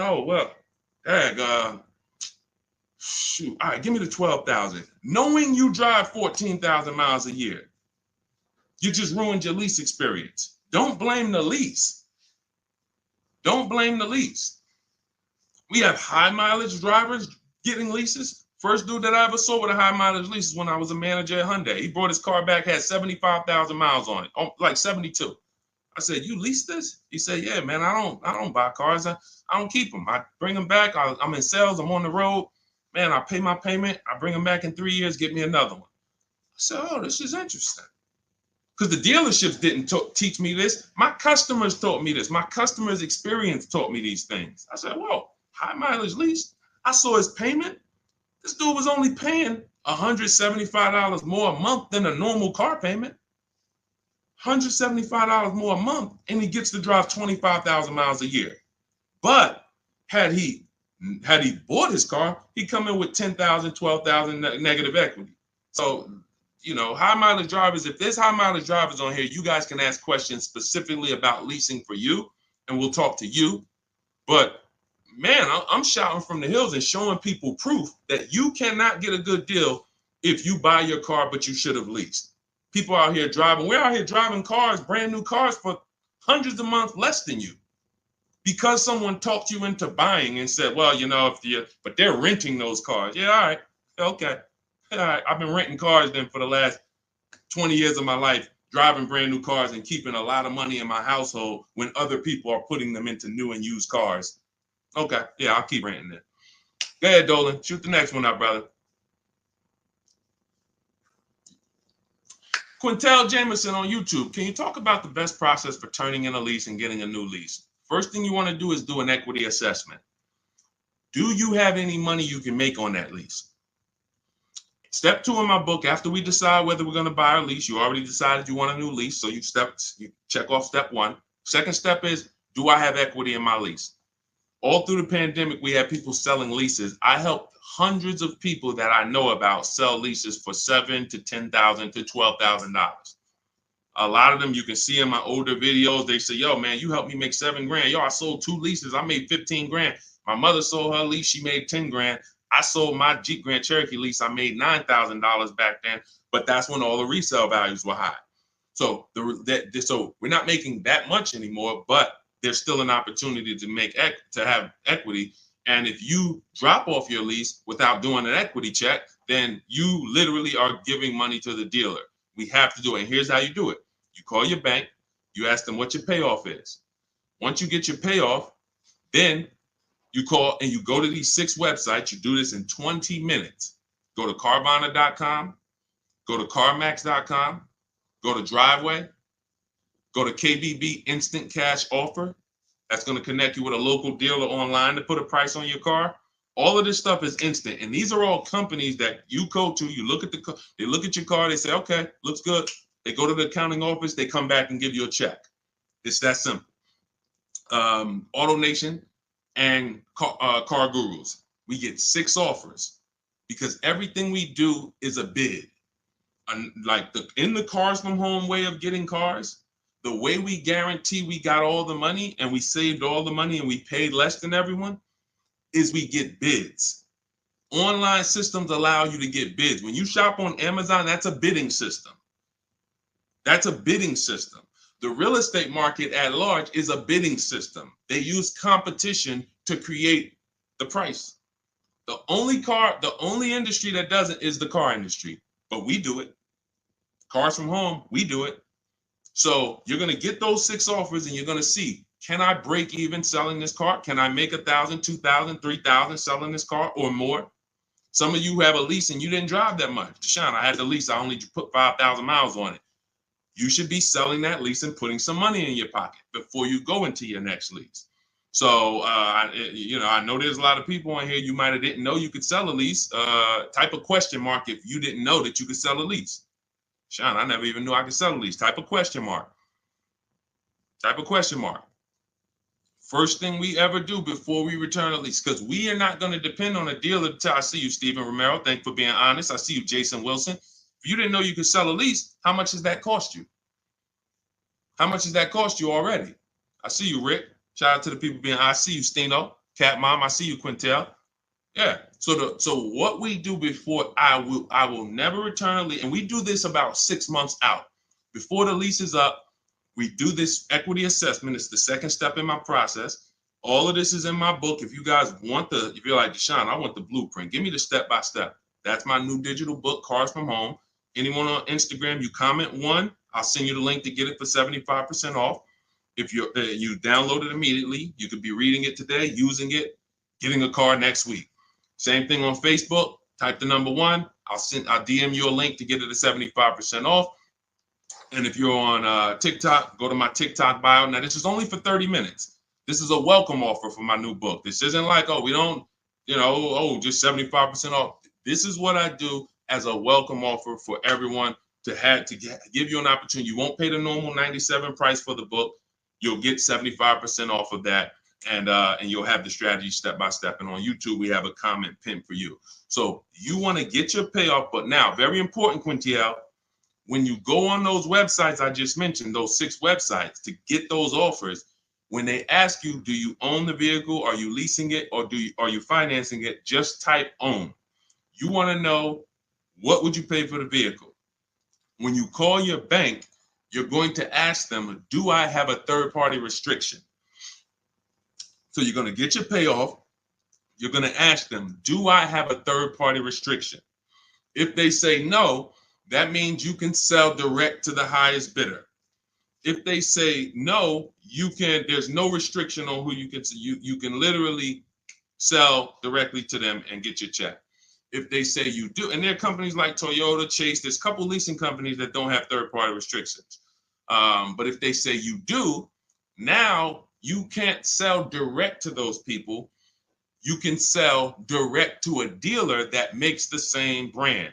So if Honda has a third-party restriction, you can sell to a Honda dealer.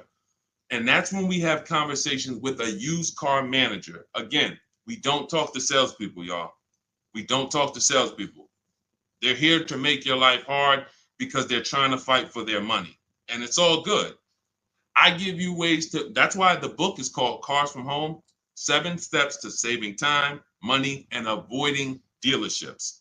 You need to avoid dealerships. When you're in a battle, a sparring battle with a dealership or a salesman, you're going to lose. It's a psychological war, and they do it 3-4 times a day. You do it 3 times, you do it 1 time every 3 years. So when the way I'm teaching you to do it, I'm never sending you to do battle with these people. So if you have a third-party restriction, we're now calling local dealers asking for the used car manager. We're getting offers from them, and then we're going to sell our car direct to them. And that's how we're going to get our equity out. That's if we have equity. That's the equity assessment process. That's how some of you are like going to pick up, that one strategy alone is going to pick up $2,000-$3,000 for some of you. Everyone doesn't have equity. But if you didn't know about equity, just that one strategy is going to pick up $2,000, $3,000, $4,000 for some of you. And over the course of your lifetime leasing cars, that's going to be worth more than that. Because some of your cars will have equity, and some of them have a lot of equity, and some of them have no equity. But if you don't know about it, every single car that you give back to a dealership, you just gave them $2,000, $3,000, $4,000. And then you wonder why they say, good news, we got this deal done for you. You don't even have to put any money down. Yeah, because they're using the money from your old car. So once you assess your equity, that's when we go into shopping for the new car. We got to see if we have equity first before we think about shopping for our new car. That's step 1. Okay? Do that before anything. All right, Dolan, cue the next one out. See, I'm not going to give her, if y'all notice, I'm not going to give her the whole playbook. Why? Just to confuse her? I'm not going to tell her, oh, once you do this, then go do this, then go do this. And then when you check your car, this is how you do your test drives. And this is how you make sure. And then this is how you, why would I do that? I like step by step. Does that make sense? Type the light bulb emoji if you're on a cell phone. Type the light bulb emoji if that makes sense. Why would I give her what to do at step 5? She hasn't done step 2 yet. Get your equity, Quintiel. Find out if you have equity first. Do that exercise that I just said, and then come back and we'll talk about the next step. You come back and say, Deshone, I did it. I don't have equity. Perfect. Now let's move to the next step. Deshone, I did it. Good news. I have $3,000 of equity. Perfect. Now let's move to the next step. Okay. Go ahead, Olin. All right. So here we go. This is Selly H20 from Instagram. My vehicle was totaled this week. Sorry to hear that. Hope you're all right. I'm going to the dealer today. What should I know? The dealer today, there's 17,000 new car dealers in this country, 100,000 used car dealers. Every dealer has a different price. So you're going into what is the benefit to you of going into the dealer? You think, oh, well, I'm sold on my car. The best thing you can do right now is ask yourself the first question. Are you keeping your next car 8 years or not? Are you keeping Selly H on Instagram? Are you keeping the next car you're getting 8+ years or no? Let me know. This is Selly on Instagram.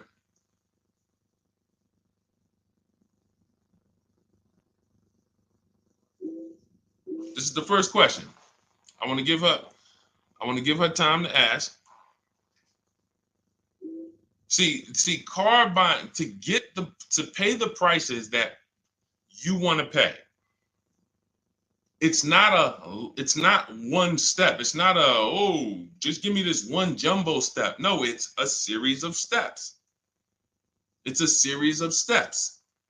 And I think we live in a world right now that has programmed people to think, oh, I'm going to microwave my way to this whole car deal. Put it in the microwave and somehow I'm going to come out and pay less than everyone else. That's not how it works.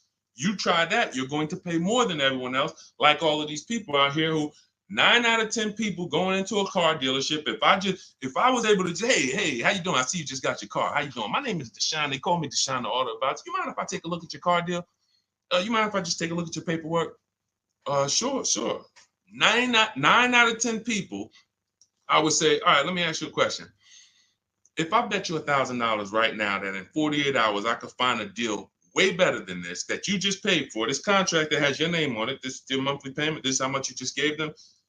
Would you bet me $1,000 I can't find a deal way better than this? Not even close, thousands less than this. Most people are not taking the bet. And that's because they don't have confidence in their car deal. There's nothing else in life that you do this with. There's nothing else. You will never start a business and be like, oh, I started this business. Me and my family put up 50 grand for it, and be like, all right, well, did you do your due diligence? Did you, you would be like, yeah, we got an attorney. We did some consult. We took our time. It was a big decision for us. But a car, same 50,000. I'm going to go into the deal. Oh, and I want to make that deal today. It's programming. That's why I represent the unlearn, relearn brand, because I found when I first started teaching this, if people weren't willing to unlearn, those are the people I couldn't help.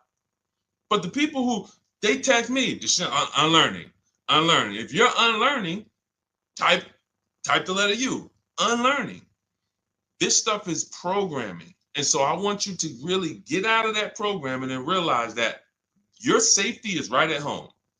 If you realize that everything that is going to save you money on your next car is right here in your living room, it's right in your office while you're at work.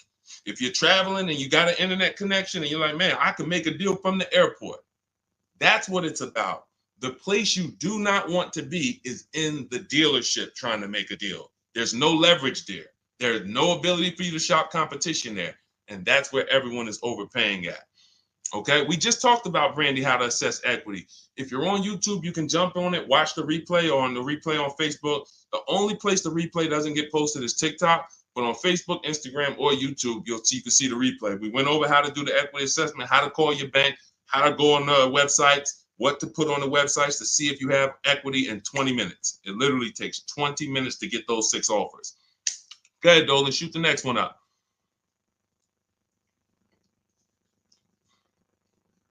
Steven Romero from TikTok, shopping through Carvana. Carvana is one marketplace. That's all it is.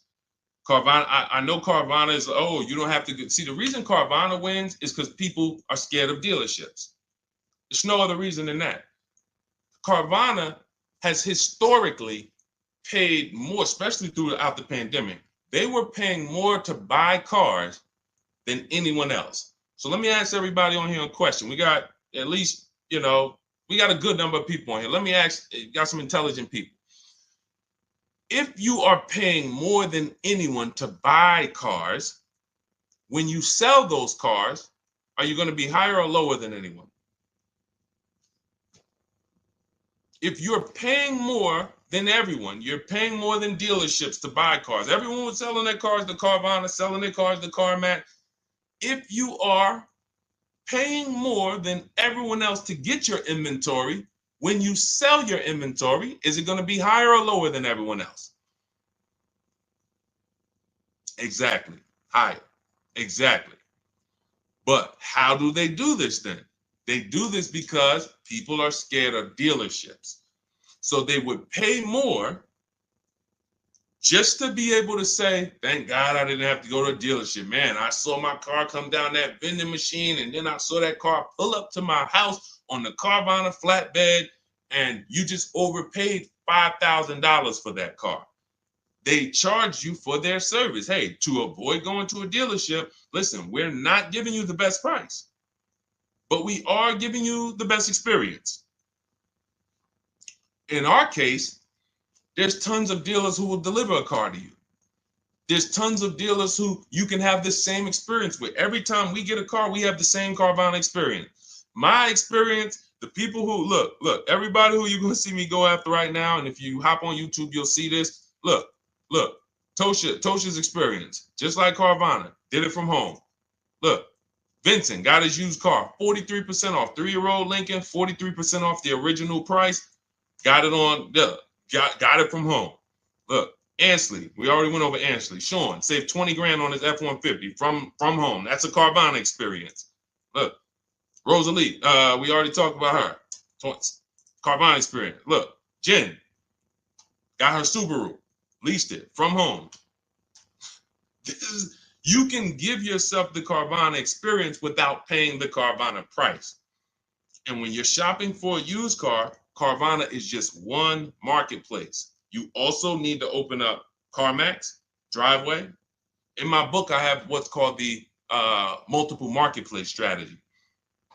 The way you shop for used cars, the way we shop for them, is different than the way we shop for new cars. New cars, we use a strategy called the 25 to 5.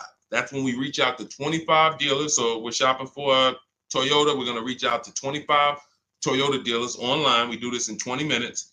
We send them our templates. All of that is in my book.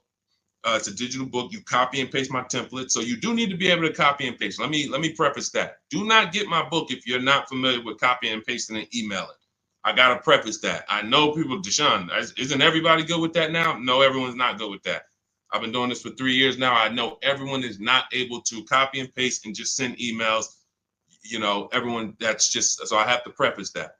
But that's how we reach out to new car dealers. We're going to reach out to them for leases and for new cars online using scripts, and we're going to get 5 offers with the scripts. With used cars, it's totally different. We're not reaching out to 25 dealers. Every dealer has their inventory on a marketplace. If they don't have their inventory on a marketplace, do not shop for it. Don't talk to them about it. If they don't have that inventory in a place where it's in a competitive environment, I don't want to talk about it. Who saw the video when I was in the car dealership and I said, this is a used car, it doesn't have a price on it. I was in the car dealership and I said, look, anytime you see a used car, if it doesn't have a price on it, you know, don't negotiate on it. If you saw that, type I saw it. Whenever someone is not putting a price on a vehicle for any reason, it's because they want to make the price up and negotiate down. So let's just say I'm a slimy dealer. Let's say I got a $40,000 car. It was $40,000. I was at a dealership yesterday. We made a commercial about a dealership, and I looked in the car. It was a used car. It was a 2018. It had, the only price it had on it was the original price of the car.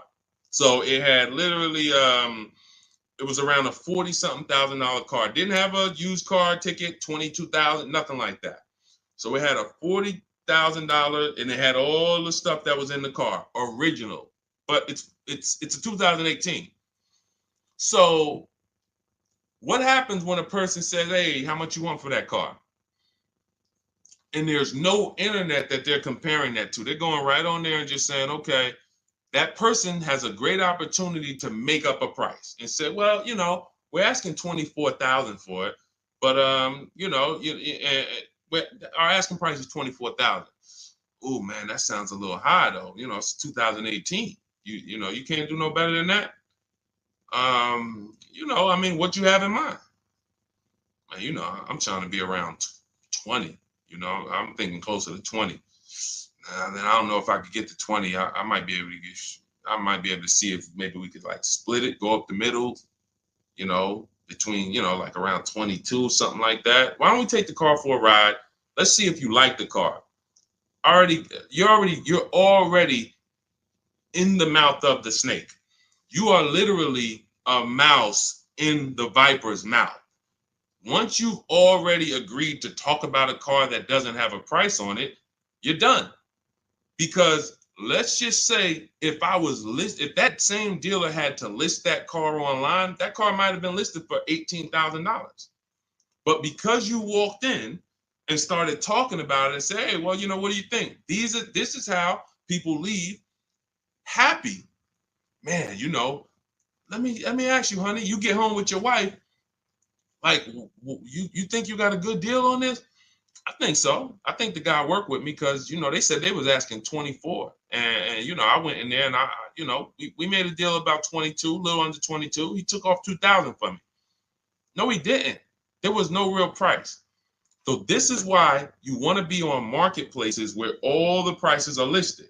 Cars.com, cargurus.com, carfax.com, carmax.com, carvana.com. That's one of them. 8 market, eBay Motors, one more, Driveway.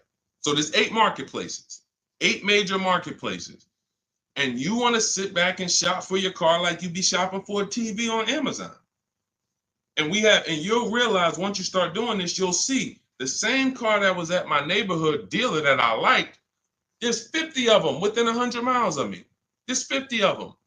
In fact, once I pull a Carfax, I'll see that one didn't even have a good Carfax, the one I was looking at. That one didn't even have the service records that I want to see. These are the things, this is why shopping marketplaces make sense. You want to shop, I talk about this all the time. It's called my multiple marketplace strategy. I made videos about it. I've been posting about this since I came to social media. Marketplaces. And again, the only people who are going to win with this are people that's locked in. People who are serious about saving their money, who take car buying serious. Everybody who like Deshone, this sounds harder. What, you want to go in the dealership and just go ahead and let them just work you a deal? God bless you. This is not for everybody. I know this. This is for the people who like Deshone. I want to make sure, and it's easy. All the people who you see me showing you, Jared, all of these people that's posting their cars, Teddy, if you're on YouTube, you can see this stuff. These people are never going back to the old way of shopping.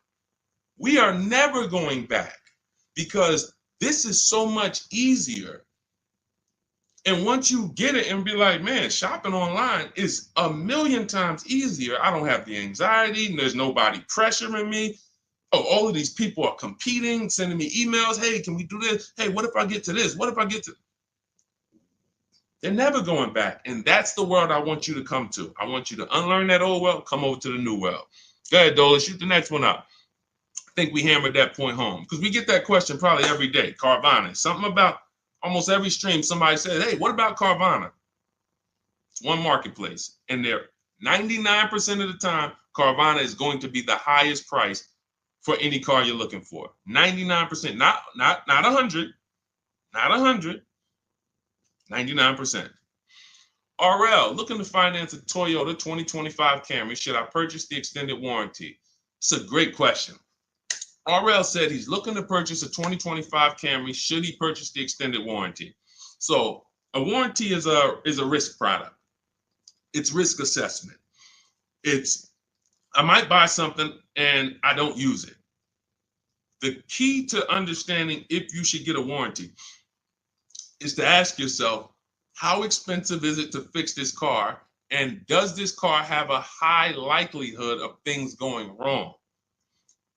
Give you an example, a Toyota, Honda, as long as you get a good one, and in his case, he's purchasing a new one, they have a history of inexpensive maintenance, and they have a history of things not going wrong.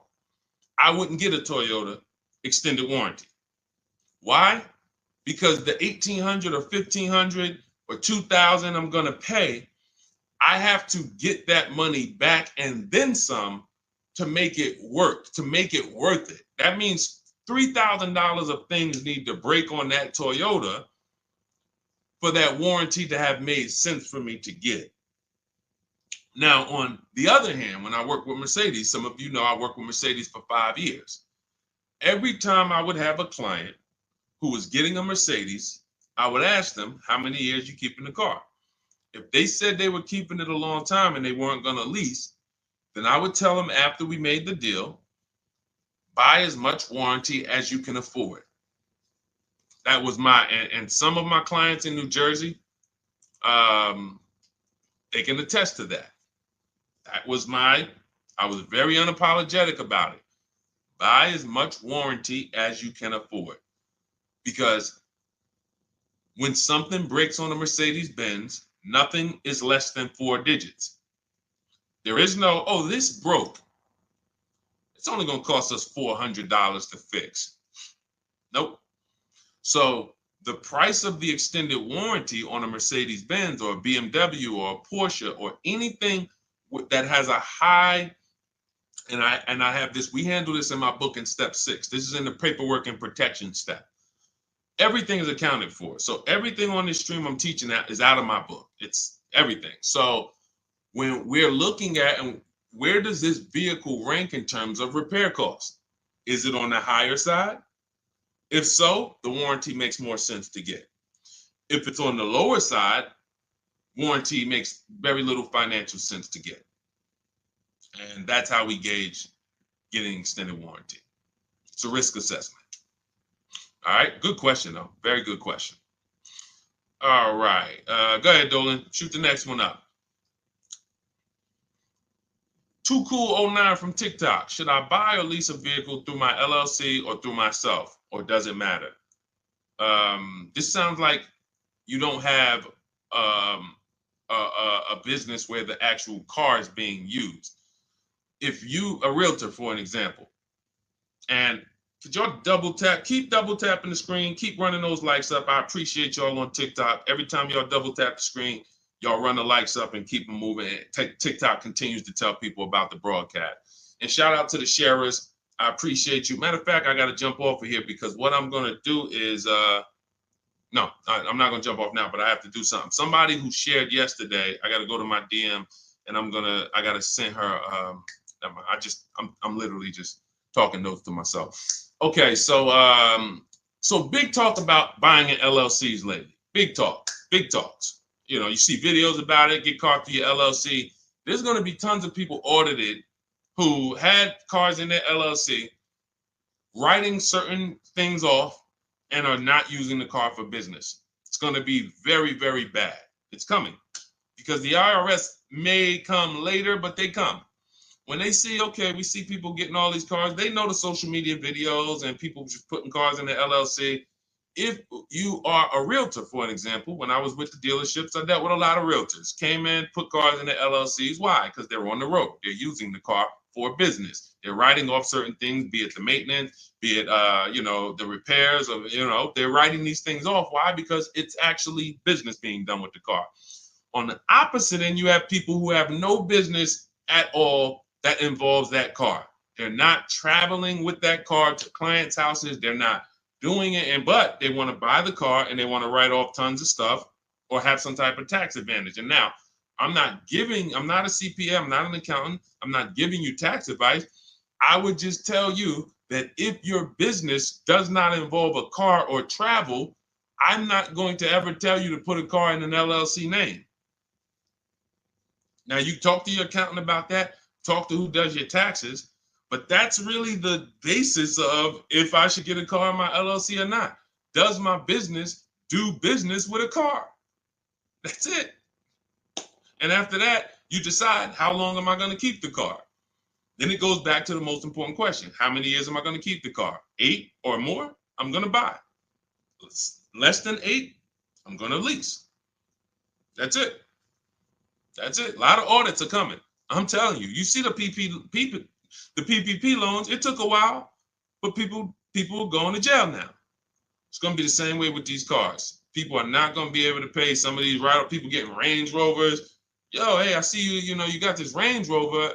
You wrote off like huge amount. Let me tell you, how much business was done in this car? Oh well, it's going to be it's going to be bad. That's why financial literacy is important, people. Okay, so all of this is out of my new digital book, Cars from Home, 7 Steps to Saving Time, Money, and Avoiding Dealerships. I can sit here all day for the next 2-3 hours talking about the strategies we use, the process we use, the system I created to help all of these people that I've been talking about in the broadcast save this money. You can see these deals, and some of you are going to go and you'll see, wow, I got that same car. I got to hit you with the bad news first. The bad news is, hey, Rodney Brown, I'm sorry to tell you, my man, but the same car you have, we just helped somebody get it and look what they paid. Dang, they paying a lot more than me. They put money down? No, they didn't put any money down. How they paying that low? It's because they know stuff you don't. They followed a process that you didn't follow. You went into the second most expensive purchase that you're ever going to make, and you just winged it. You just say, hey, you know what? It's a $50,000 car. It's a $40,000, $30,000 car, $100,000. I'm just going, I think I can feel my way through this joint. That's why you're paying the prices you're paying. That's why you're not paying what we're paying.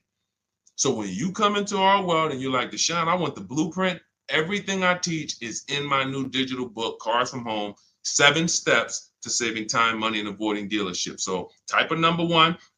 On Facebook, I'll send you the discount link. You can get the 75% off. Type the number 1 on Instagram. I'll send you the discount link. 75% off. That's our welcome offer. It's only for 30 minutes. And if you're on TikTok, go to my TikTok bio, get your copy for 75% off. And on YouTube, we have the comment pinned for you in the comment section for you to get yours at 75% off. And make sure you are reporting to me your deals, just like Tiffany. Tiffany, when she got the book, I tell everybody, send me your deals so that I can read them on the show. Tiffany got a Mazda CX-90, just got it, $44,820 car. From home, she said, I believe we got a great deal from what we learned in the book. Look, from home, $6,530.78 discount. Never left the house. Got multiple offers. The dealer that took, look, is a $44,000 car. She basically said, what, 15%, 16% off then that? People go in and say, hey, get me the MSR, get me the invoice price. She blew invoice price away using the book. Get your copy. It'll be in your inbox now. Make sure as soon as you purchase, you screenshot the thank you page. I tell you, you'll see it big. Screenshot this page. Why? There's a support email on there just in case for any reason you don't get the book. It's usually because you type a letter wrong in your email. You're typing fast. You can reach out to my support team to make sure that you get your book. I want you reading it now. I want you using it now so that you can be like Ansley. He said, look, I started the process on, I started the process on Saturday. I accepted the deal Monday. Doesn't take long. Doesn't take long. You can literally be you can be signing a below market deal in 3 days using the strategies. These are not meant to, this isn't going to school. You know, I spend a lot of time in these videos warning you what not to do. In my book, I'm not warning you what not to do. I'm telling you what to do. Do this, do this. Now, all right, you did that. Great. Now do this. Oh, great. Now you did. Now do this. And before you know it, great. Congratulations. Let's get ready for delivery. That's how the book is laid out. All right, so we're gonna jump off. We've been on here for a little over an hour. I know it's early. You'll be able to watch this throughout the broadcast. You know, I can't really answer. Look, I could give y'all BS answers, and I can get through 100 questions. If I give you BS answers, I can zip through 100 questions in 1 hour. Do Lexus give good deals? Well, sometimes got to shop around. Next question. Is there any negotiation on leases as far as monthly payments without putting money down? Absolutely. We get our deals with no money down. That's how we submit our offers. You get at least 5 offers and you'll find out what the best deal is. Absolutely negotiate. Next question. I could do that. Is that what y'all want? Let me know. What I do is if someone asks me a question, I go deep on the answer because this is car buying. This is not. This isn't, hey, I'm gonna get a little, you know, I'm about to spend $100, you know. What's your opinion on this, Deshone? You know? So I think from what I know about people, I think you guys appreciate Deshone. Break it down for me. Break it down for me. And if you want more, if you want all the answers, get your copy of Cars from Home and you'll have all the answers. But I like to be thorough. And I can't because all I care about is the result. I don't care about I care about people writing me, Deshone, check this out. Look at my deal. Look at what I just pulled away. I want you writing me, emailing me, proud of your deal. I don't want you running into me one day if you're ever around New Jersey, New York. Hey, Deshone, hey, what's going on, man? Hey, man, I follow you. Oh, man, I used your stuff, bro, man. Oh, cool, man. How'd you do? Yeah, I think I did all right. No, you didn't. No, you didn't. Because everyone that learns from me, oh, man, I have people run up to me. I never shopped like this before. I had all of these dealers, and then the lowest dealer took off all this money. That's the one I went with. That's a person that I know. Congratulations. Great job. You listened. You trusted the process. I care about the result.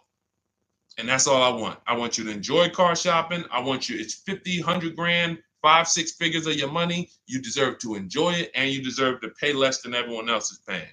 That's what I'm here to do. So I'll see everybody who has the book. I'll see you inside. Use it. You'll see I link to a couple videos in there. You'll see it's some surprises in there. That's not a traditional book. There's links to videos. I got links to scripts in there. You'll see. You'll see why it's a digital book. And it's a one-time purchase.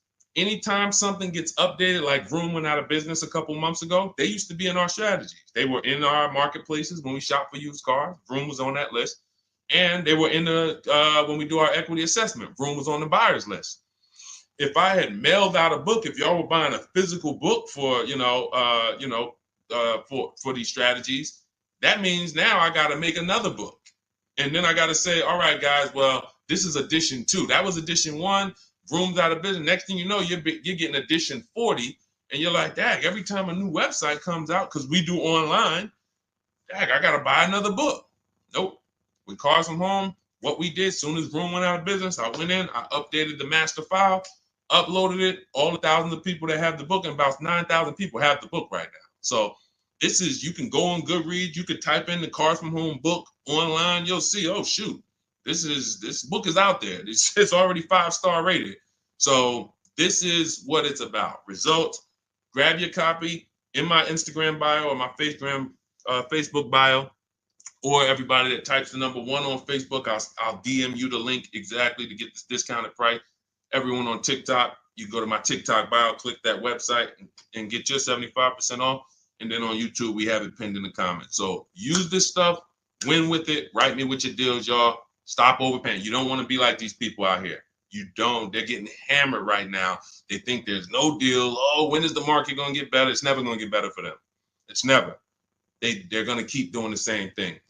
And it's sad, but that's not what we're here to talk about. Let's get you to paying less than everyone else. All right.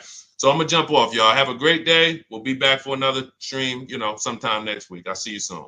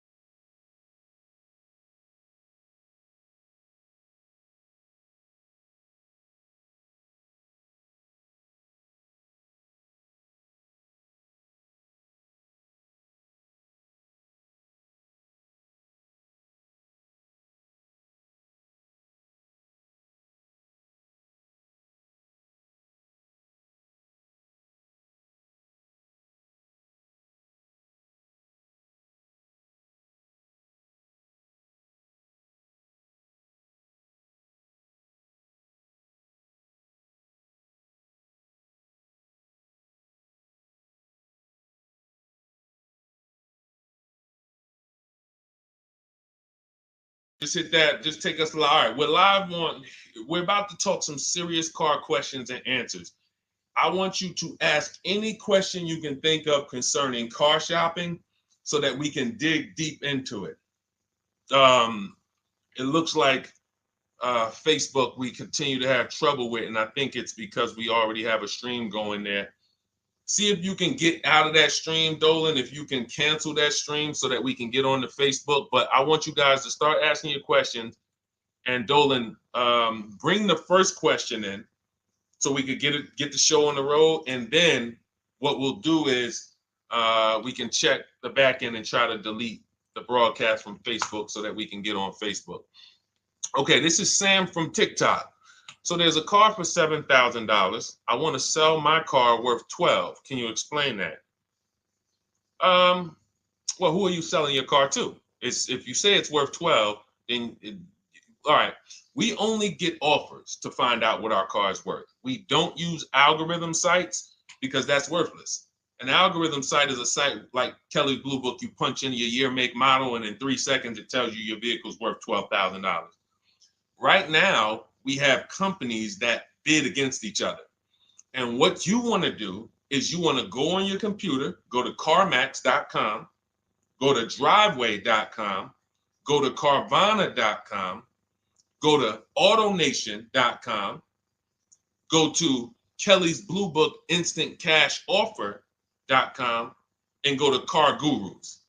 All of them will connect you to somebody or some major buyer who pays cash for cars immediately. Literally, quick inspection, drop your check, and you're on to you're literally, it's that simple. We are no longer at the mercy of private owners who are going to come by and look at our car and no one buy it and talk us down. There are extremely competitive buyers in the market that I've been telling people about since 2021 when we were cashing out. I was big on telling you guys during 2021 to 2023, during that whole pandemic run, cash out now, because the values of those vehicles will never see them again. So there are some people who cashed out, but that was also the beginning of showing people that you can sell to what is called institutional car buyers. And that is what stopped people from trading their cars. There are people who have learned from me, and maybe other people have mentioned this, that will never trade a car again because you're not getting the money that it's worth. So you go to those 6 companies, Sam, it should take you no more than 20 minutes. They're going to give you their best cash offers. And then you can sell to them and you can go buy something else. But what I want you to get in the habit of doing, everybody, is separating your transactions. What does that mean? Who you sell your car to is different than who you buy a car from. And you need to maximize each transaction. And you're never going to do that mixing all your transactions together, which is what most people do. They go into a dealer and they say, hey, I want to buy a car from you, and I want to trade my car into you, and I need a loan. 3 transactions. We don't do that. We separate them and we bid each one out using online tools. And that's how we get the prices we get. And that's how we pay less than everyone else. Okay. So the biggest thing, first thing, is go to those 6 websites: CarMax, Driveway, Carvana, KBB, Instant Cash Offer, AutoNation. And all of you who want to find out what your car is really worth, you go to these 6 websites, get your 6 offers, and then you'll find out what your car is really worth. We do not depend on any dealer to tell us what our car is worth at all. Okay? Shoot the next question up, Dolan. And you guys can continue to type your questions. We're bringing them in from all platforms. This is Terrell Taylor. By the way, everything that I'm talking to you guys about is out of my new digital book. It's called Cars from Home: 7 Steps to Saving Time, Money, and Avoiding Dealerships. Some of you may have it. If you have it, shout out to those who have it, and shout out to those who've used it to actually pay less than everyone else. And make sure I want you to be like Tiffany. Send me your deals. Send me your deals. When you get your cars, I want you to actually send me the results. Look, this is, oh no, that's not Tiffany. That's someone else who used the book. Look, used the book, got $175 a month less than her first quotes before she used the book. So send me, but you can get a copy of this book immediately for 75% off. It's normally $97. Go to my TikTok bio. You won't leave the broadcast, and you can have the entire blueprint. If you don't want to try to remember everything I'll be teaching you over the next hour, you can have the blueprint. You won't pay the $75. You'll get the 75% off. And we also have a comment pinned in the comment section for you guys on YouTube and on Facebook and on Instagram. You go to my bio. So anyway, go get it, because it's only for 30 minutes. After the timer goes off, it's $97. It's still worth every penny. You can Google it. 5-star book. You can see all the people who rated it, all the people who's using it. This isn't a test to do, but I want you to get it at 75% off. It's better to pay $24 than $97. Okay, Terrell Taylor. So you said, Terrell Taylor on YouTube said, I have $35,000 to $40,000 to buy a truck with. Should I buy a used or a late model new, 2022 to 24? So whenever we're considering a late model used car, this is a model like Terrell said, that is 1 to 2 years old. Let me tell you why I don't like shopping for those first. I like to shop for a new price first.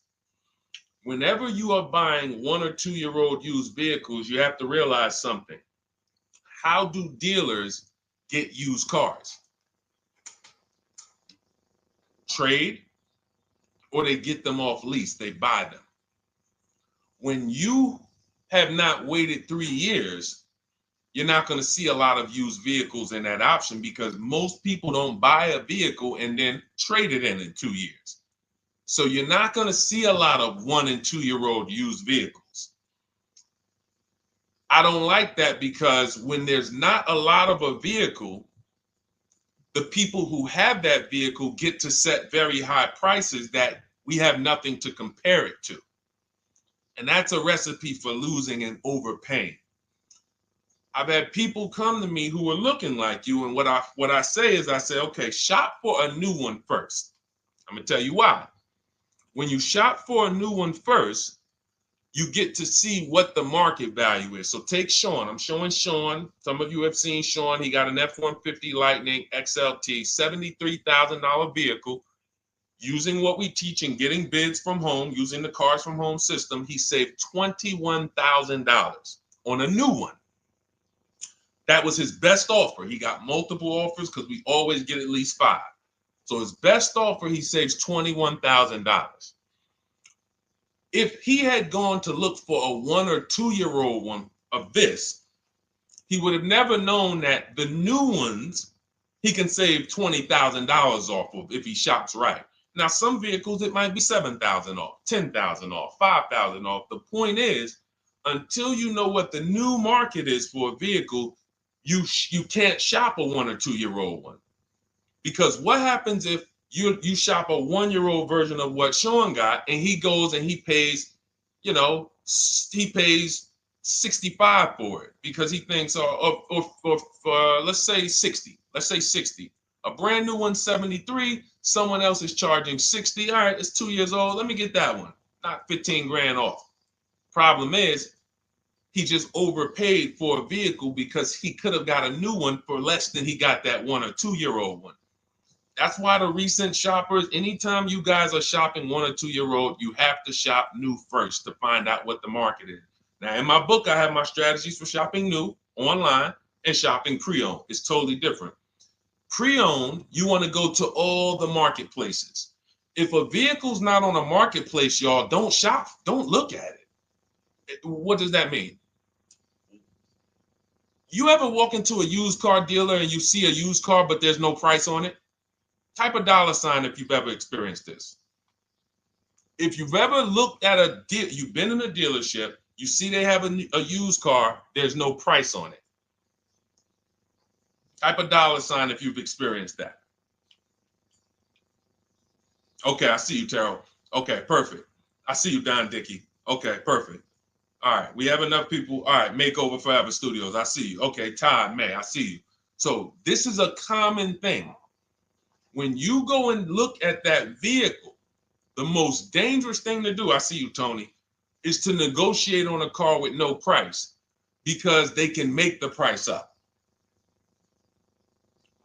When a car is on a marketplace like cars.com, carfax.com, carguru.com, carvana.com, carmax.com, these are all the marketplaces we shop for used cars at once. It's like a big round robin for us. This is how I want you to shop. Now you must be competitive or no one's coming. Now, there's some people who try to pull a tactic. They'll list a car for 20. They have no intentions on selling it for 20. But they want you to come in and then they'll charge you more, fees, makeup fees and all of that stuff. That's why we always call beforehand. But we know the power is online. The competition is online. So when you're looking, Terrell, you're either deciding, all right, I'm either going to look for a new vehicle, find out what the market price is for the vehicle I'm looking for and how much I can save. What's my best offer? You need to get at least 5 offers. I'm telling you, it's going to be big differences. You have to prove this to yourself. Call around. If you want to do it manually, you don't have my book, do it manually, call around, speak to sales managers. You are going to see it's going to be a $5,000 to $10,000 difference minimum between all of these dealers' offers, minimum. And so then you want to look at the pre-owned options. Then you look at the pre-owned options. And the pre-owned options will tell you what the market is. And so this is only for you who are looking at recent model cars. If you're not looking at 1 or 2 year pre-owned, this doesn't matter.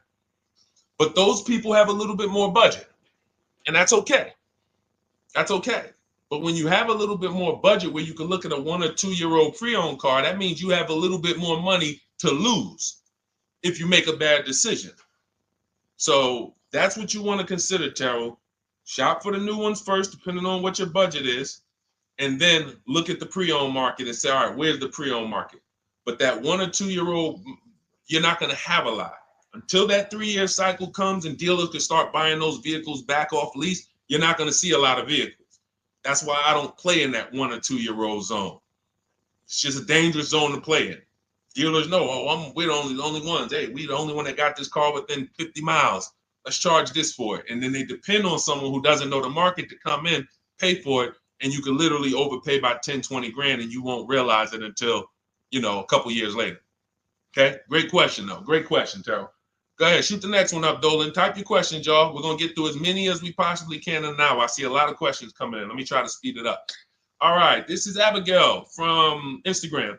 How do I shop for cars and take test drives without feeling like I'm wasting their time? I'm nervous. Okay, first thing to realize, Abigail, you're a very considerate person. God bless you for that. You're about to spend 5 figures on a vehicle. Some of you 6 figures. I love the courtesy, but we are the prize. When you're shopping the way I want you to shop, some of you, this is your first time here. You don't even know, hey, who is this guy talking? I spent 14 years in the car business. 5 years with Mercedes, 5 years General Motors. I've been helping people buy cars and get below market deals since 2019, education-wise. I love it, but you deserve the experience. If you were walking into the mall to spend 15 grand, let's just call it 15 grand, how would you want to be treated? Like royalty, right? Right? So, but I'm going to answer your question, but I need your mindset. A lot of what we're discussing is going to be the right mindset. You are the prize. That's why I don't want you going to dealers begging for discounts anymore. I want you sitting at home making dealers bid. This is how we do test drives on new cars and leases. New cars and leases. This is how we do test drives. I have it in my book because it's that serious. You're either going to have a great test drive or you're going to have a horrible test drive experience. We call and we ask the dealer, who's the most experienced person there? Who does everybody like? Who's the person that, has been there for a long time, just has a great reputation? Oh, that's John. John is just, he's been here 20 years. Everybody loves him. Okay, can I speak to John? Hey, John. My name is Deshone. I'm interested in the Honda Pilot. I just like to test drive it. I'm in the process of deciding what I want. And, do you have this particular model? You have one there that I could test drive? John, because we asked for the best person, we're typically going to get somebody who is not going to lie, usually. Not a guarantee, but taking these steps, I know these guys. I've been in this dealership. I know most dealerships have one person there who has a good reputation and who cares about that reputation. If you're enjoying this content, hit the like button, y'all. And Keith, y'all killing the likes on TikTok. Shout out to everybody who's hitting the likes on TikTok, to double tapping the screen. Appreciate y'all. And shout out to everybody who hits the like button. When we get there, we meet with John, we test drive. John, thank you so much. Can I have your card? I'll leave you my information. And if this is the vehicle I want, I'll be in touch with you. Perfect. Oh, Deshone, we don't sit down? We don't think? No, we never sit down. I'm telling you that there are things you must unlearn about the shopping process if you're going to win. And what does winning look like? Getting the most money off in the least amount of time. There's no leverage that you have when you sit down and try to negotiate with a car salesman. Every single dealer around you that wants to compete for your business, you can't talk to them while you're sitting in one dealer talking to a car salesman. That's why we don't do it. We get a card. Thank you so much. Listen, if this is the one for me, I'm going to give you a call. Simple. Pressure's off. There's no pressure in our system. You can't pressure us. That's what I want you doing. New cars, leases, that's how you test drive. 20 minutes, you're in and out. And I'm a car salesman at heart because that's what I am by profession. I would never develop a system that would allow you to waste car salesmen's time. I just wouldn't do it. I developed a system that when our people go get cars, look at Ansley.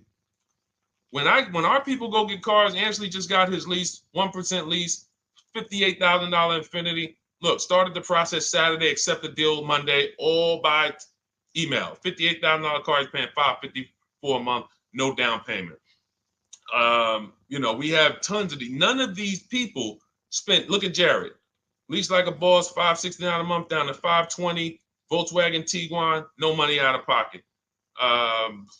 Let's go to a purchase. Pierre, pre-owned car purchase, got his 2022 Mazda, got a 20% discount off the original MSRP. This is 30 minutes. We are not spending more than 30 minutes in dealerships. Who doesn't want to spend more time in dealerships? Type me if you're like Deshone. I don't want to be in dealerships that long. You thought you had to be in dealers to save the big money, right? You thought you had to be in dealers to save the big money. I'm showing you as someone who pays less than everyone and who teaches people to pay less than everyone. Look, Kimberly, $20,000 off a Maserati, shopping from home. Because when you can talk to more people at once, the discounts fly off.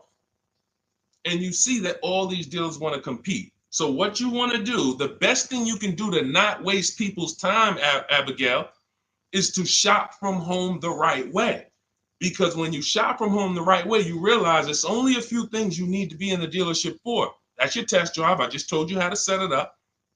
With used cars, we do it at the end. But we're only there for a second. In fact, when you go to pick up your car, they're going to tell you, thank you. This was one of the most easiest deals I ever made in my life. Because you came in, you emailed us, you knew what you wanted, you gave us the information we needed, we made you an offer, you knew what you were decisive. We have all these scripts. By the way, in my book, I have all the email scripts. You don't have to even think about what you're going to say. It's literally copy and paste, copy and paste, copy and paste, copy and paste when we're shopping for new cars and leases. With used cars, before I go to the next question, I want to hit on the used car process. Used cars, we must test drive at the end. We can't test drive used cars over here and then go and buy another used car over here. So what we do when we narrow our choices down on all these marketplaces to our top 5 favorite vehicles, we need to verify that there's no bogus fees. When I was shopping for my Infinity truck, I narrowed it down to 4 vehicles. But I'm going to tell you something that's the most. Who's bought a used car in their life? Type the letter U. I need you guys to program what I'm about to say into your brain cells for the rest of your life. Type the letter U if you bought a used car or if you plan on buying a used car one day. Type the letter U. All right. I see you, Michael. Don Dickey. Okay. Terrell. I see you, Blizzy. Tony. Okay. Lori. I see you. Victoria. Anybody who plans on this. Let me tell you how. Okay, let me tell you how. All right. See, when I'm about to reveal big stuff, I got to kind of see how I want to say it. The marketplaces that we go to look at used cars on, they're never going to tell us what a great price is. And I'm going to tell you why. The only thing that matters, let's say we're looking at 4 white Honda Accords. 4, they're all white. These are the cars we want. We've narrowed it down. We're looking at 4. They all got similar miles, and their asking price is $20,000. The marketplace is going to tell you what they think a good deal is based on algorithms. Based on all the vehicles listed on the market, this is a good deal. This is a bad deal. Here's what matters. How much was the original price of each vehicle? Why is this the only important thing? Because if we're looking at 4 white Honda Accords, but one of them was $35,000 when it was new, one of them was $39,000 when it was new, has a sport package, some special technology. One was $31,000 when it was new, one was $29,000 when it was new. What's the best value? What's the best value? You see how we clearly just went from, wow, all of these vehicles look the same, similar price, similar asking price. But once we found out, wait a minute, this one right here was $38,000 new. This one here has the cameras in it all around and the self-driving package, and it has the same asking price, or it's maybe $1,000 more. This is what I call the true value discount. The true value discount. And let me tell you why the marketplaces will never tell you this. Because if they advertise the true value discount, someone has to be at the bottom. In other words, when you're looking at Honda Accords, if you could go right to the true value, who's giving me the biggest discount off the original MSRP? That means the car at the bottom, they might be giving you no discount off the MSRP. We saw that during the pandemic. It was people selling, who remembers people selling Toyota Camrys, 3-year-old Toyota Camrys, for the same price as they were when they were new? There was some deal, everyone wasn't. I know a couple dealers, I know a couple general managers who run dealerships who are ethical. And they said, look, I don't care what the market does. I can't sell a used vehicle for the same price it was when it was new. I'm not doing that. Because when that customer comes back in 3 years to deal with me, I'm going to have to help them again. And if I buried them in their car, then I'm not going to be able to help them. But there were plenty of people who was. The true value discount is all that matters, which means we have to know what the car was new. We have to find the Maroni label. We have to go on the Carfax. We have to go to where the window sticker is and get the original price. And then we'll clearly see, oh, that's the best used car. And no one else shops like that. No one else shops like that. If y'all get that, type dollar signs. If you get that, what I just said, type dollar signs. That is what is important, not what they tell you is a good deal. So going back to me, when I got my Infiniti truck, 4 vehicles, all in a similar price range, all white. They were between $1,800 difference from each other, similar miles. But once I found out that one was 46,000 new, one was 48,000 new, one was 52,000, and the one I ended up getting was 54,000. That separated it. The one that was 54,000 new, they were giving me a 42% discount asking price. These are things that help you cut through the mess, the smoke and mirrors of the car business. In order for you to win and pay less than everyone else, you have to cut through the smoke and mirrors. That's what I'm great at showing you because I was in the business. So these are the things that, again, if you say, Deshone, I need the whole blueprint. I need to give me the step-by-step. Leasing, used cars, high mileage, new cars, give it to me step-by-step. That is my new digital book. It's called Cars from Home, 7 Steps to Saving Time, Money, and Avoiding Dealerships. It'll be in your inbox in literally 5 minutes, and you get yours for 75% off. Support yourself and support your family by getting your copy. Go to my YouTube comments. We have a link right there pinned for you guys. We have a link in the Facebook comments. Get your book for 75% off for the next 30 minutes. You'll see a timer on the page. Now, if you're on TikTok, click that picture of me and go to that link in my TikTok bio and click the one that says 75% off to activate the 75% off link. Get your book so that you never have to wonder about this. Now, we're going to continue, but I just know as we answer more questions, some of you are going to forget that. What we just went over in the last 10 minutes, this next question, you're going to forget all of that. All right. Now, Dennis Gamister from Instagram, on a lease agreement, does the deal use the MSRP or the discounted price? So when we're shopping for leases, this is what we do. We get all our offers with, this is how we construct our offers. If you've ever looked on these commercials and you saw, well, Deshone, when I look at leases, though, it seems like, one, they limit me on miles. And then I also see that they want a bunch of money up front. You are correct. But they only limit you on miles according to the miles you told them you were going to drive. They don't pick the miles for you. We select the miles. And what ends up happening is people will, because they typically don't know how to shop, they're negotiating. They'll say, all right, well, my payment's $400. That's my budget. I drive more than 10,000 miles a year, but I guess I'll just take the 10. Instead of paying $20 more to get 12, they'll take the 10, and then they'll say something like, if I go over, I'll just buy it. Horrible idea. Absolutely catastrophic idea. Or if I go over, they blame the lease. They literally will get the penalty, get the bill for the 6,000 extra miles that they used, and they're charging them 25 cents a mile now, and say, man, this is why I don't want to lease, because they limit me on my miles. No, they didn't. To save $20 a month, you pick the lower miles. You can customize leases up to 15,000 miles if you want, 18,000 miles. Look at Jen. Jen just got her lease on her Honda. Hold on, where's Jen's lease? She got an 18,000 mile a year lease. Now, the way we shop is 12,000 miles per year, only first month's payment due at signing, and we shop it taxes and fees in the payment. Jen, her best offer on her Honda CR-V hybrid, which is one of the most popular hybrid crossovers in the market, she got $512 a month, 12,000 miles. That's a 1.3 lease.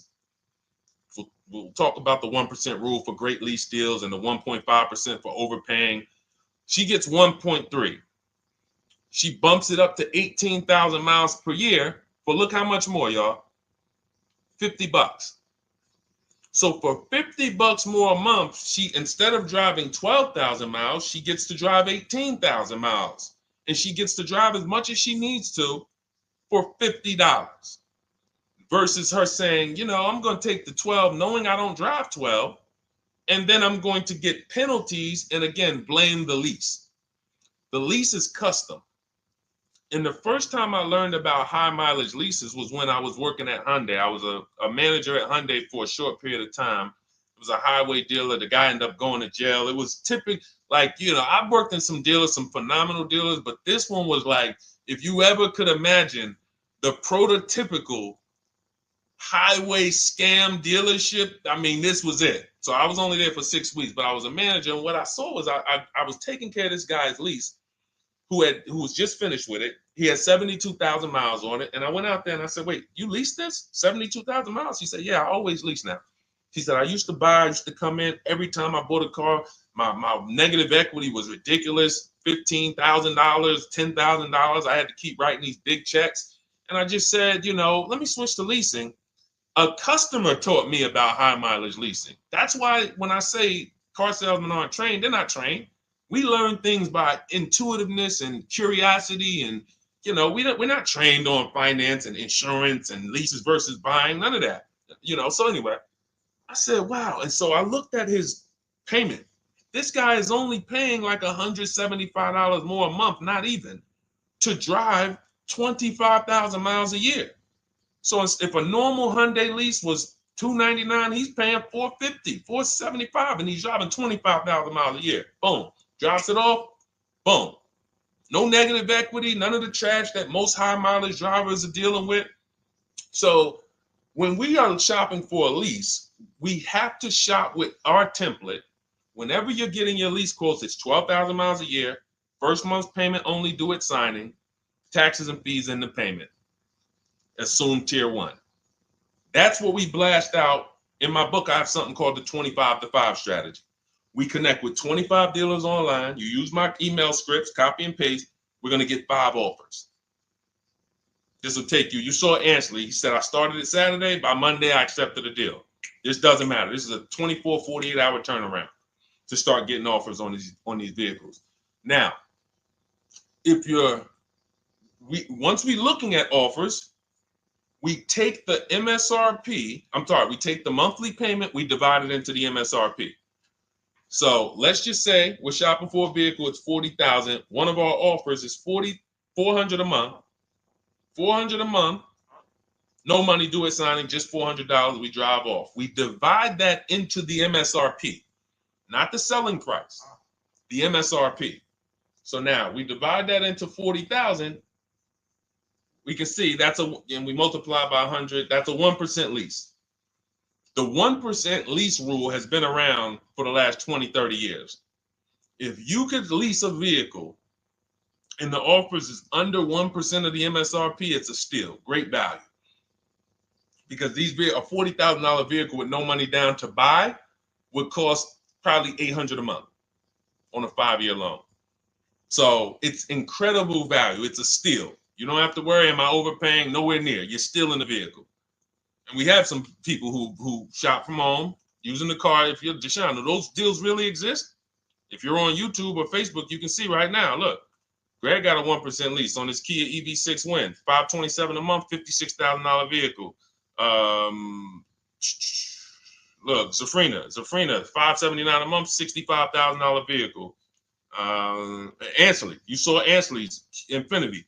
Rosalie's Infinity truck. Right here. Look, it's paying $592 a month, $59,000 vehicle. 1% lease deals are out here when you know how to shop. Now, that's a steal. That doesn't mean that's the best. I mean, that doesn't mean, oh, if I can't get a 1% deal. In order to get a 1% deal, you have to not just shop. You need major support from the manufacturer. The lease program has to be good. The rebates have to be good. The residual value have to be good. The money factor, which is the interest rate, have to be good. There's a lease program that no dealer can control. So when we get these offers, that's how we're judging them. Divide the monthly payment into the MSRP.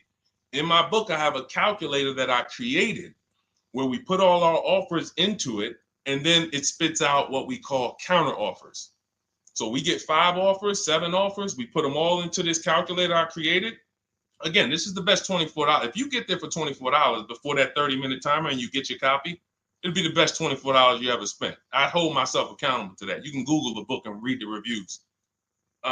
There's software that we created that that's how you're judging your leases. You're looking and you're comparing to the 1% rule. Now, when you get to 1.5%, we can't make those deals. We're paying too much for a vehicle that we're giving back. We have to see, there was no indicator before I created the 1.5% rule. As much as I love educating people on leases, the only people who should be leasing is if you're not keeping your cars 8 years. All of you long-term people who are like, you keep your cars more than 8 years, don't think about leasing at all. You should be shopping for below market purchases. But if you're not keeping your cars 8 years, you're losing thousands of dollars not leasing cars. Depreciation is where you lose. Resale value is where you lose. So the 1% rule is what our anchor is, but 1.2 is great value. 1.3, great value. 1.4, good value. 1.5, good value. Anything over 1.5, now we're paying too much for a vehicle that we're giving back. So that's how we're judging. That's how we're judging and comparing our lease offers. And with the calculators that are in my book, you can literally do this in seconds. This stuff, these mathematical things that used to be complex, even hard for me to explain, when you're using the stuff in my book and you're seeing, wait, man, there's calculators, I can do this, boom, boom. Why don't these calculators exist on Google? Because anything that makes dealers compete, they're not going to make for you. They'll make stuff for you that allows you to see more and do this and make it easier and faster and connect to get a loan quick. But competition, any tools that create competition, they're not going to make those for you, because that's where the real money comes off, when you make dealers compete. Okay, so you want your copy of Cars from Home, 7 Steps to Saving Time, Money, and Avoiding Dealerships. Click the picture of me on Instagram or TikTok. It's going to take you to my bio. You won't leave the broadcast. Click that link, and then click the button that activates the 75% off, and you'll have 30 minutes. Once the timer goes to 0, the $97 price is what you have to pay if you want it. It's up to you, but $24 is much better than $97. $97 is still a great price. I have no doubt that you guys would write me, especially the more you use this. 1, 2 cars, 3 cars. You get 1 lease this year, a used car next year, a new car about 4 years, and Deshone, what about when websites change? What about, this is an online system. Websites go out of business. Vroom went out of business. They were in my book. We used to get bids from them. to sell cars to them. When we were shopping for used cars, they were in my multiple marketplace strategy. They went out of business. I went right into the master file, updated the 9,000 people that had a book. It was probably like 2,000, 3,000 at that particular time. And the next time people opened the book file, there was no room. That's why the book is digital. That's one of the reasons. You'll see the other reasons is I have scripts that I link you to. I have PDFs I link you to, videos I link you to. I couldn't do this with a real physical book. So again, in the YouTube comments, in the Facebook comments, we have a link for you guys to get your book at 75% off for 30 minutes and use it.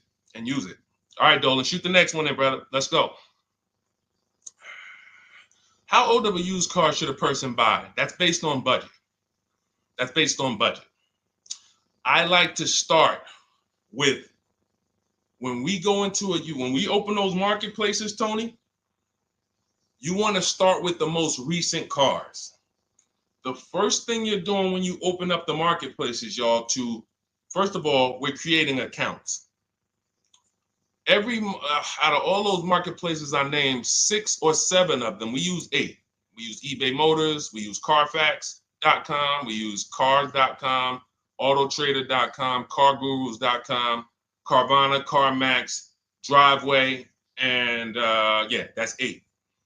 7 of those, or 6, allow us to create an account. Why is it important to create an account? So that every single new car that matches our criteria, as soon as it's listed, we get a notification. The people who have that notification on, most of them don't know how to assess the market like I'm showing you. So even if they get a notification that the car was just posted, they're not going to have the information to take advantage of it. They're going to hesitate. What we do is the first thing we do after we create our account is we're now assessing the market. Where's the low prices? Where's the high prices? And I'll usually go 3 years back, sometimes 4 years back, and let's assess the market. Now, I have another calculator in the, matter of fact, let me show this to you guys. I have another calculator. It's called the Perfect Budget Calculator. The Perfect Budget Calculator. What this does, you guys can't see this on YouTube, but you can see it on you can't see this on TikTok. But if you go over to YouTube, Facebook, or Instagram, you'll be able to see what I'm sharing right now. Now, what often happens is, let me share this. Hang on. Boom. Okay. So now what often happens is, a lot of you will say, I could put down $2,000, but, if I don't have to, then I won't. Or, if you get a car and you pay $15,000, if you pay $500 a month for 5 years, that's a lower price you paid than paying $500 a month for 6 years. So ways to manipulate our budget is to shop within our budget for a shorter loan. This is all stuff where I said, okay, people don't know they need to be doing this. So let's make a tool that does it for them. And this is, you get access to this when you get your copy of Cars from Home, my book.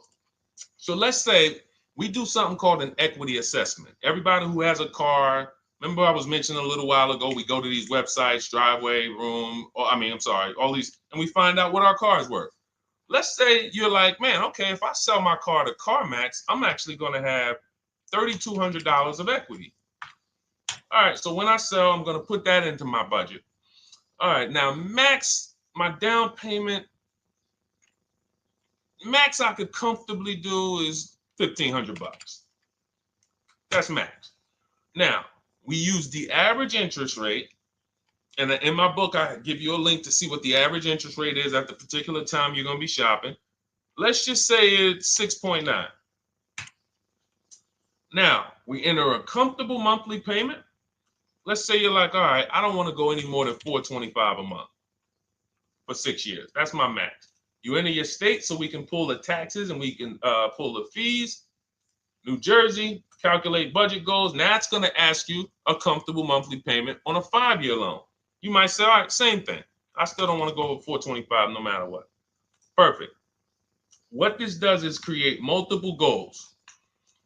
And it creates multiple goals. It creates a starting point. Now, if you find a car at this price, $18,776 or less, you can do a 5-year loan, use none of your equity, so this will go in your bank, and use none of your down payment. Now, next goal may be, okay, $22,000 or less. 6-year loan, no equity, no down payment. So the first 2 goals are no money down goals. If I find a car anywhere in these price ranges, I can do these deals, no money down. Now, this is one where I use my equity, but no down payment. Goal number 4, I use my equity for a 6-year loan, no down payment. Now, goal number 5. Now you can see the price of the car is getting higher. Use equity, use my use equity and down payment, but it's 5-year loan. And then here is your max budget. Your max budget, which is fine. There's nothing wrong with if you find a vehicle that, once you use this and you find the best price vehicle, as long as you are under this number, you are fine. The problem is when you go over that number. The problem is when you go over budget. All of these goals are your budget. So when I got my Infinity truck, I got my goal out. It was my 4th goal. 4th goal. 4th goal. Now, this is how you make sure when you go out to shop, and look, you'll notice, look at the top. What does it say? You select your state determines the sales tax, will factor it in, give you precise figures. Now, you'll notice, what about the fees, Deshone? Don't all these cars charge fees? We've already factored in the taxes, and we've added $1,000 for fees. What is $1,000? The documentation fee and the motor vehicle fees. It's all in there. So you can go out and know that's my max budget. I cannot buy a vehicle, make a deal on a vehicle where my purchase price is more than $26,729. That's the perfect budget calculator. So there are certain things that I had to create. No one does them. Everything that I was referring you guys to, all the websites, I was doing this, and there was some things where I couldn't refer you to anything because it doesn't exist. We had to build it. So this is how we make sure we are shopping, whether it be for new cars, used cars, below our budget. And that's not how you make, but here's the thing. I need you, before we go to the next question, I need you to understand something. That doesn't make sure you pay below market price. You have to combine this with getting bids, because you can be within your budget and pay over market value. There's 3 types of prices you can pay for a car, whether it's a new car, used car, or lease. Did you pay market value? That's what everyone's paying. Average. Did you pay over market value? Our only deals we make are below market value. And the way that happens is through bidding and creating a marketplace around you where all these people are competing for your business. That is how you combine that with the budget. This will keep you below your budget, but it does not guarantee. If I gave this to you, all of you would be like, this is great. I'm never going to go over my budget again. But it does not, until you combine that with getting bids for whatever you're looking for, you still run the risk of overpaying, even if you're under budget. Okay? Clear? Type $ if you're all clear before we move to the next question. And there's no way for us to do this manually. If there was a way that you could do this manually, trust me, I would have told y'all to saw me make a video about it all day on my social media. There was just no way. We had to build software. And you know, in my book, you guys will have access to at least 5 calculators for counter offers for new cars, true value discounts when you put the new price you put the original new price of the used car deal whatever used car you're buying, you put the new car price in, and then you put in the asking price, and it tells you the true value discount, perfect budget calculator. We have at least 5 softwares that I've custom built, and to make sure you guys get great value. So again, I didn't want to be the person who said, you guys know, there's plenty of people who be like, man, the value I'm giving you guys, I'm gonna charge $2.99 for the book. Whatever. The people who pay, they'll save the money. And the people who pay, there'll be some people, because some people are gonna pay, they just see value. Poor people look at cost. Wealthy people look at value. People who are into financial literacy they don't ask themselves, how much does that cost? They ask themselves, what's the value I'm getting from that?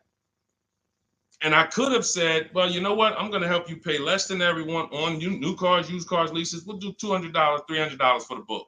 And I only want to sell it to 1% or 5% of the pie. But at the end of the day, my mission is to help as many people want to be helped. And so that's why I said, okay, $97. But even our welcome offer, you got a chance to get it for $24 if you get there before the 30 minutes is up. Okay? YouTube link, get your copy. And make sure you save the support email, guys. If you see it scrolling across the screen. If, for instance, you don't get your book in 5-10 minutes, it's usually because you typed your email wrong. Reach out to my support team. They'll get you the book immediately. And soon as you pay, go to TikTok. Look, y'all see the links. Go to my bio on YouTube and Instagram. Get your copy. And as soon as you pay your $24, there's going to be a page that says screenshot this page. Right on that page, you can access your book. I want you to have the book immediately, but I also, in case some of you type wrong, big thing, we fat finger stuff. I want you to have the support email so that you can reach out to my team so we can make sure that book is in your inbox so you can use it and start saving money and building confidence. Okay, Dolan, next question, man. Let's keep it rolling. Okay, there's something about Mary on Instagram. I bought a car as is, and in less than a month, motor lock, can I sue for selling me a lemon? I'm not a lemon law attorney, but that is not what a lemon law case is based off of, in my understanding. Lemon law case is based on you buying a vehicle and the same thing continuing to go wrong at least 3 times. That's a general overview of, what the lemon law process is. And if y'all are enjoying the broadcast on TikTok, can y'all just double tap the screen and keep running those likes up? Every time y'all do that, y'all help TikTok bring more people here, and I appreciate it. If you're going to spend some time with us and, every time just you hear something you like and you're like, man, we got to share this. Oh, and shout out to Madhu for sharing. Here's the thing. I made a video about this the other day because a friend of mine got a used vehicle and the transmission went out on him in about a month. So it wasn't the engine. But when you buy a vehicle as is, it's very tough for you to have any recourse, anything that you can do, because you're signing a contract that specifically says as is. It's very tough. What I would do if I was you, because the damage is done, I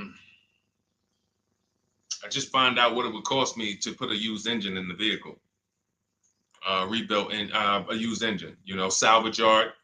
You need to, and especially if you're buying cars that you're paying cash and you're buying as is cars, these are probably cars that are under 10 grand, 12 grand. You need a mechanic. See, because that's a strategy. There is a great strategy called buying inexpensive cars and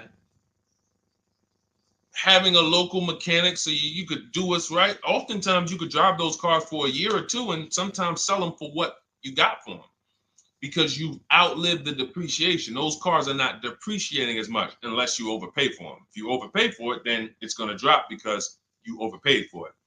But if you pay a great price on some of these vehicles, you can oftentimes win with this, but it requires skills.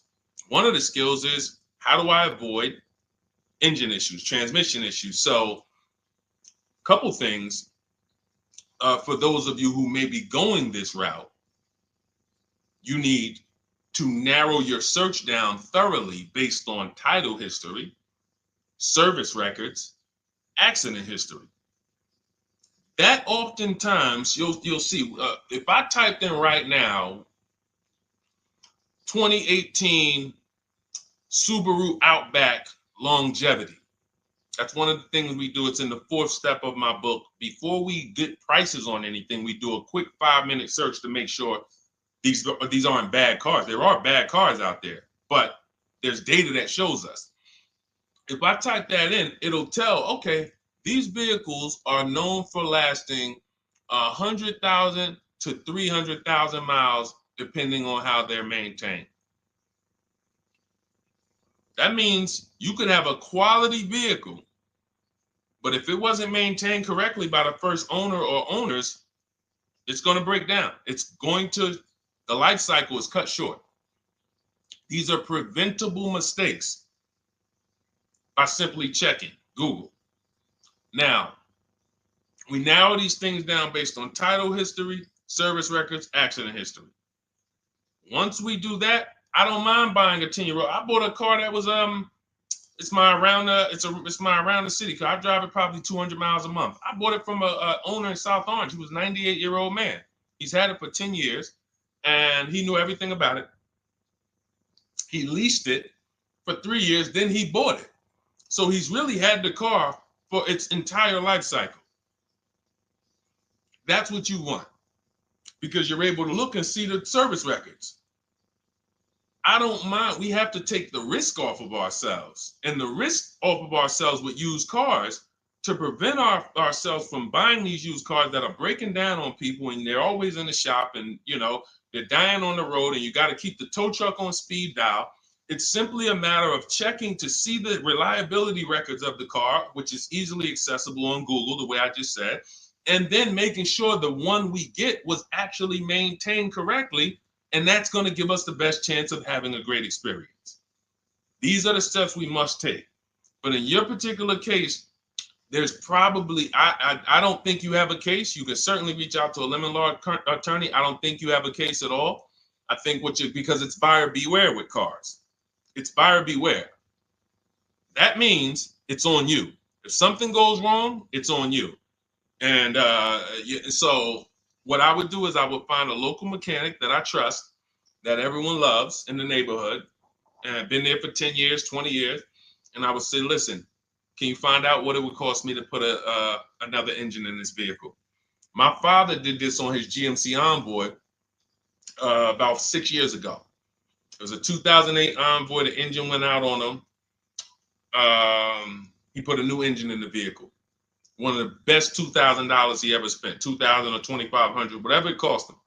They put a new engine in that vehicle. He still has it. He's about to sell it for about $4,000. He's had that vehicle from 2013. Think about that. A lot of people, engine goes out, they sell the car. It's worthless now, so they take the loss.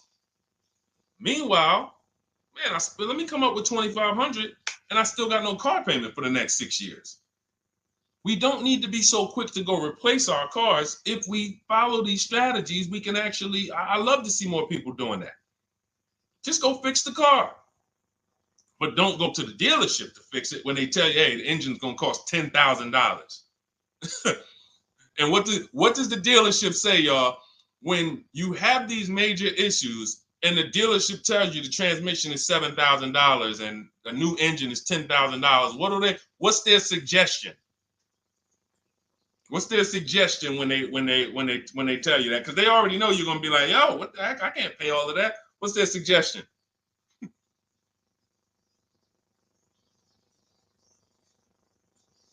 see, let me give y'all some time to type. I just want y'all to know, this is how the system works. So I know somebody. Look, thank you, J. June. Trade it in. Thank you. You see how we can? Oh, look, N.Y. Anderson, buy a new one. So what they do is, exactly, Victoria, they're going to suggest a new vehicle. So if we know, now watch this, as your vehicle is worthless, you don't have any opportunity to put it on a competitive market to see Well, how much would somebody pay for that? They've already assessed the value, and they want to structure your deal, have you take that major loss for that engine. They're going to put the engine in for a lot less than that, and they're going to resell it, and now they sold you another car. When you could have just literally went to a mechanic, got a rebuilt or got a used engine, put in that vehicle, cost you $2,500, maybe $2,000, and literally you're on the road for another couple years with no car payment, keeping money in your household versus now I'm in another $400 a month payment. Okay? This is what it's about. And if you're like Deshone, well, I don't want to keep a car that long. We talked about you earlier. You shouldn't be buying cars. Because the keepers on here who keep cars 8 years, 10 years, who has a car they've had in their driveway for more than 8 years? Type the number of years. I want to explain something we're gonna help a couple people learn a lesson here about themselves, because they're gonna be like, they're gonna realize they're not keepers. Look, look, we need to show people, because some people think, oh, I keep my cars a long time. I keep them about 6-7 years. We need to show that that's not a long time in the world of cars and depreciation. So Michael, 15 years. Michael got a car that he's had for 15 years. Let's go. Type the number of years you've had it if it's more than 8. Look, Vancia, 11 years. Let's see. See, a lot of people don't keep their cars. Look, N.Y. Anderson said, I drove my last car 14 years. All right, Connie, 15 years. She has a 2004 Chevrolet. Tony on Facebook, 2006. Now, watch this, y'all. If you ask me, Deshone, what's the way to get the most money out of a vehicle? It's to do what they're doing. Tanaya, 9 years. No, Renata, not less than 8. Not less than 8. We're trying to put you into a different cat. We're trying to help you see the category you should be in. Look, 9 years. Donna, 15 years. What's so important for y'all to see about these people is that they have beat depreciation. And that means whatever their vehicles are worth today, a year from now, they're going to be worth about the same. If their vehicles are worth $4,000 today, a year from now, they'll be able to still sell it for about $4,000. But the thing is, they're trying to get the most money out of it because the cost of replacement is expensive compared to what they're doing. No matter how much they got to pay to keep those vehicles on the road every year, a little couple $100, maintenance, whatever, it's nothing compared to going and getting a new car and bringing hundreds of dollars a month or thousands of dollars in the form of cash out of our household. And everyone's not going to do that. And that's okay. You should not be buying cars. You should be shopping for below market leases. Because again, there's 2 ways to save money. Do what the keepers do. You just saw all the keepers. We shouted out all of them. And the other way is to go in and not tie money up in the vehicles in the first place. When you look at somebody like Danielle, she's driving a $44,000 Audi, 2024 Audi A3. That vehicle is $800 a month to buy, no money down. $800 a month for 5 years, maybe $700 a month for 6 years. She's paying $550 a month. She didn't tie up the money in the first place. That's the name of the game with leasing. Bonita on her Telluride. This is also to show you it doesn't matter what the market does. The market could be up or down. We're going to pay less than everyone. This is Bonita. She got a Kia Telluride during the pandemic when everybody was paying ridiculous prices. That's why I show her 2022. Look at the date. She said, I'm driving my dream vehicle, $600 a month. People were leasing. And I know if somebody watching this and they're like, if you leased a Kia Telluride during the pandemic, you are not paying what she's paying with no money down. I know it. I know it. People were DMing me, Deshone, I want a Telluride. They want $900 a month for them. I know people weren't paying $600 a month, but she came in, used our bidding system, used the same strategies you're going to have access to in my digital book. She got $600 a month from home without being in a dealership. Her dream vehicle. This is how you win. You're either going to not tie up your money in vehicles. You're going to drive new vehicles that don't have problems because they're always under warranty and you're paying cents on the dollar compared to people purchasing. Or you're going to be a keeper like Michael and like Donna and like the people who said, okay, I'm keeping my vehicle this long. That's why in my book, it's 7 steps. But the first step is to ask yourself how many years you're keeping your next vehicle. That is the first question I would ask you if you and I were shopping together. My first question to you would be, Michael, how many years you want to keep the next vehicle? 8 or more or less than that? If you said to me, Deshone, I'm going to keep it at least 8. All right, let's go for the purchase. New or used, depending on budget, but we're purchasing. We need to find a below market purchase. If you said, Deshone, I'm 6 years max. I can't see myself keeping a car more than 6 years. All right, we're going to shop for a below market lease. Because the money you're going to spend in a below market lease, when you get these below market lease deals, not commercial leases, not what you see on advertisements. Those are ridiculous prices. We don't pay those prices. None of these people that you see, Greg, Charles on his Palisade, none of these are advertisements. They're thousands less. But when you're putting money in the cars and you're driving brand new cars, this is how it was for me when I was 22. This started for me at 22. I was working for Pontiac, and I leased a brand new Pontiac G6. It was $256 a month. $256 a month. It was like a $21,000 vehicle. Same time, I had a friend of mine. She got a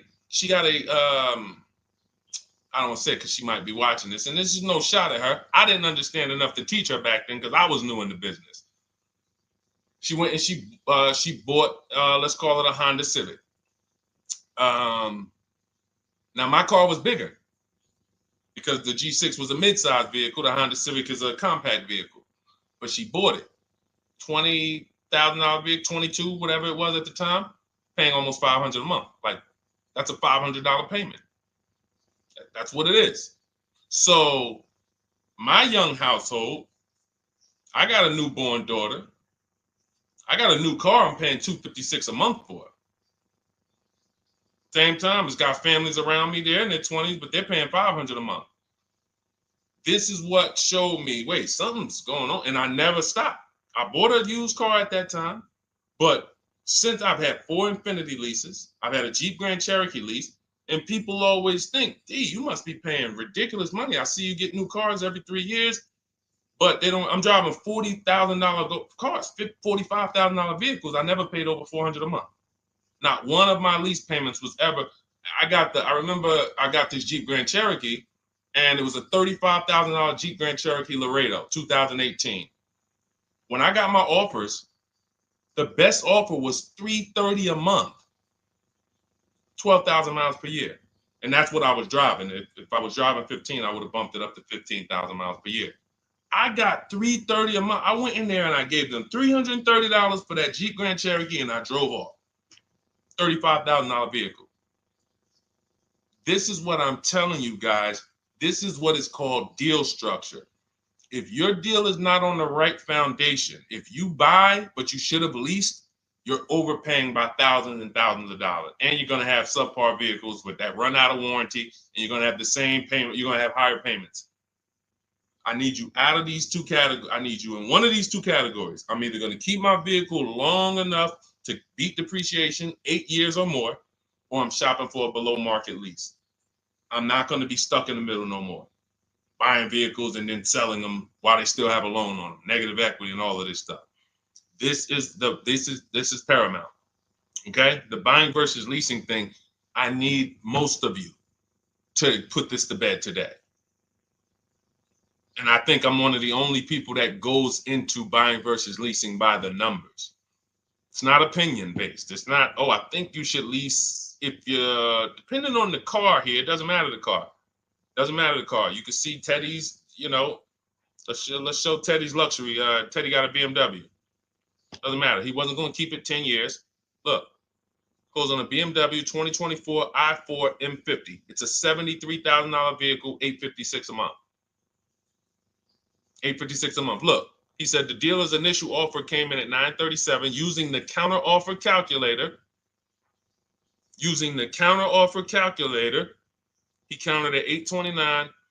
8:56. If you just jumped on the broadcast, I showed you some of the calculators that I created that are in this book.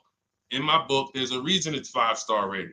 There's a reason people that you can go read what your peers say about that book.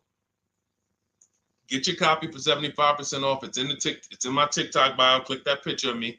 Click the link. Same thing on Instagram. Go to my bio, click the link, and you'll see a button that activates the 75% off book. And if you're on YouTube or Facebook, it's in the comments section. 30 minutes only. Get your book so you can have access to all of this. Unless you just have an incredible memory and you can remember everything we talked about over the stream, but none of you can. I know none of you can. That's why, I mean, I couldn't even do it. It's just too much. We're talking about used car strategies, new car strategies, lease strategies. You guys, you're not gonna remember all of that. But anyway, let's go. All right, I think we got time for a few more. Go ahead, Dolan, keep it rolling. Make sure you guys screenshot the support page. As soon as you pay for your book, the book is on the thank you page. Remember that. I don't want you, I send you the book 2 ways. As soon as you pay, it says access your link below. Open it. You can click it and save it right to your phone or computer right then and there. If you do not save it right then and there, make sure you screenshot the support page or use the support email that's scrolling through the screen. This is not for questions. Do not send me general car questions here. I don't answer questions by email. That is strictly for those of you who have your book and you're like, or you paid for the book and you're like, okay, where is it? It's usually because the email was wrong. That's okay. Hit that support email so that my team could send you the link out so that you can have your book today and start digging into it and using it. Even if you're not shopping right now, you can still map a plan out. Go ahead, Dolan, shoot the next question up.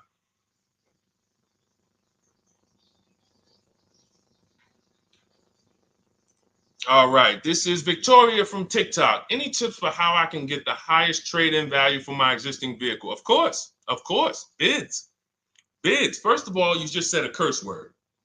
You may not know, but we don't use that T word here because you're never going to get anything. You're not going to get a max value for anything trading. We are fortunate that we have the opportunity to get bids from cash buyers in the market. And I'm not talking about cash buyers like Facebook Marketplace where a person, it's one of your neighbors from your town coming to look at your car. I'm talking about institutional cash buyers. People who cut a check instantly and, they do an inspection. That Jeep Grand Cherokee I sold to CarMax, they were the highest bidder 3 years ago during the pandemic. I'm not going to tell you what I made because those values don't exist anymore. So it just doesn't even make sense. But, those of you who were watching my videos earlier 3 years ago or using my tips, you guys cashed out and made ridiculous money. When corporations were trying to make money on people, we made money too. But CarMax won the bid. I went down there. They did an inspection on the vehicle. They came back. Accounting department came, cut me a check. I walked away with a check. That's it. You don't want to trade. You want to sell. You want to break your not even break your transactions. I need you, Victoria, to realize there are three transactions in a car deal. Who you're going to sell your car to, that's one. Who you're going to buy your car from, that's another. Who you're going to get your loan from, that's the third one. Now, you're not always cash buyers. Deshone, I pay cash, then you don't need that. Deshone, I don't have a vehicle to replace, then you don't need that. But how do we make sure we get the highest value or the biggest discount? Bids. Each one, we make the market bid. So what you should do right now, Victoria, this is step 2 in my book. After we decide whether we're going to buy or lease our next vehicle, that's step 1. Then we move to what is called the equity assessment. We need to find out, do we have equity or negative equity? Equity assessment. We call our bank. If we have a loan, we find out what our payoff is. Then we're going to go to carmax.com. I'm going to give you the 6 companies. This is the equity assessment process. We do this for leases too. I don't know if we have time to go into that, but I'm sure there's people on here who didn't know you could sell a lease. Type a question mark if you didn't know. Deshone, what do you mean selling leases? I never heard of that before. Type a question mark if you didn't know you could sell leases. We have an equity assessment process for that too. But what you would do is you go to CarMax, Driveway, Carvana, Kelly's Blue Book Instant Cash Offer. This takes 20 minutes. Auto Nation, Sell My Car, and Car Gurus, Sell My Car. Car Gurus, Auto Nation, Kelly's Blue Book Instant Cash Offer, Driveway, Carvana, CarMax. 6 offers in 20 minutes. That's bids. See, everything we do is a bid. That's how we have peace of mind. We don't negotiate. We make people negotiate with each other. There's 2 schools of thought. I want to remodel my kitchen. I want to remodel my whole kitchen. I go in and I have 5 people come out to give me a quote. One of them comes in and I start negotiating with them. Hey, you got to take less. Hey, you got to take less. You got to take less. I don't know if it's a good price or not. But when I come in, the first person comes in, I say, hey, okay, great. Is this your best offer? I'm having a couple other people come by. Oh, okay. Okay, thanks a lot. Next offer? Oh, next offer? Oh, well, listen, look, I could beat that. Oh, I'll give you another 5,000 off. They're competing against each other. When someone knows you are shopping their competition, you're making them compete with each other. They're negotiating with each other, not with you. That's a bar. Type of exclamation point if you got that. When people know you're making them compete with their competition, they're negotiating with their competition, not with you. That's the power of bidding. That's why we got grandmothers and single mothers that can come in and do this.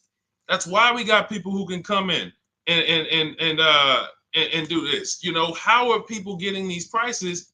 Not negotiating, because they're making people negotiate with each other to earn their business. They're making banks negotiate with each other to earn their business. It's a beautiful thing. Banks and dealerships depend on you not making them compete. They want to negotiate with you and try to make you imagine and make you think, well, that's the bottom. That's the bottom. And you think that's the bottom, but that's only their bottom. Their competition's bottom is different. Their competition's best interest rate is different. Their competition's best discount is different.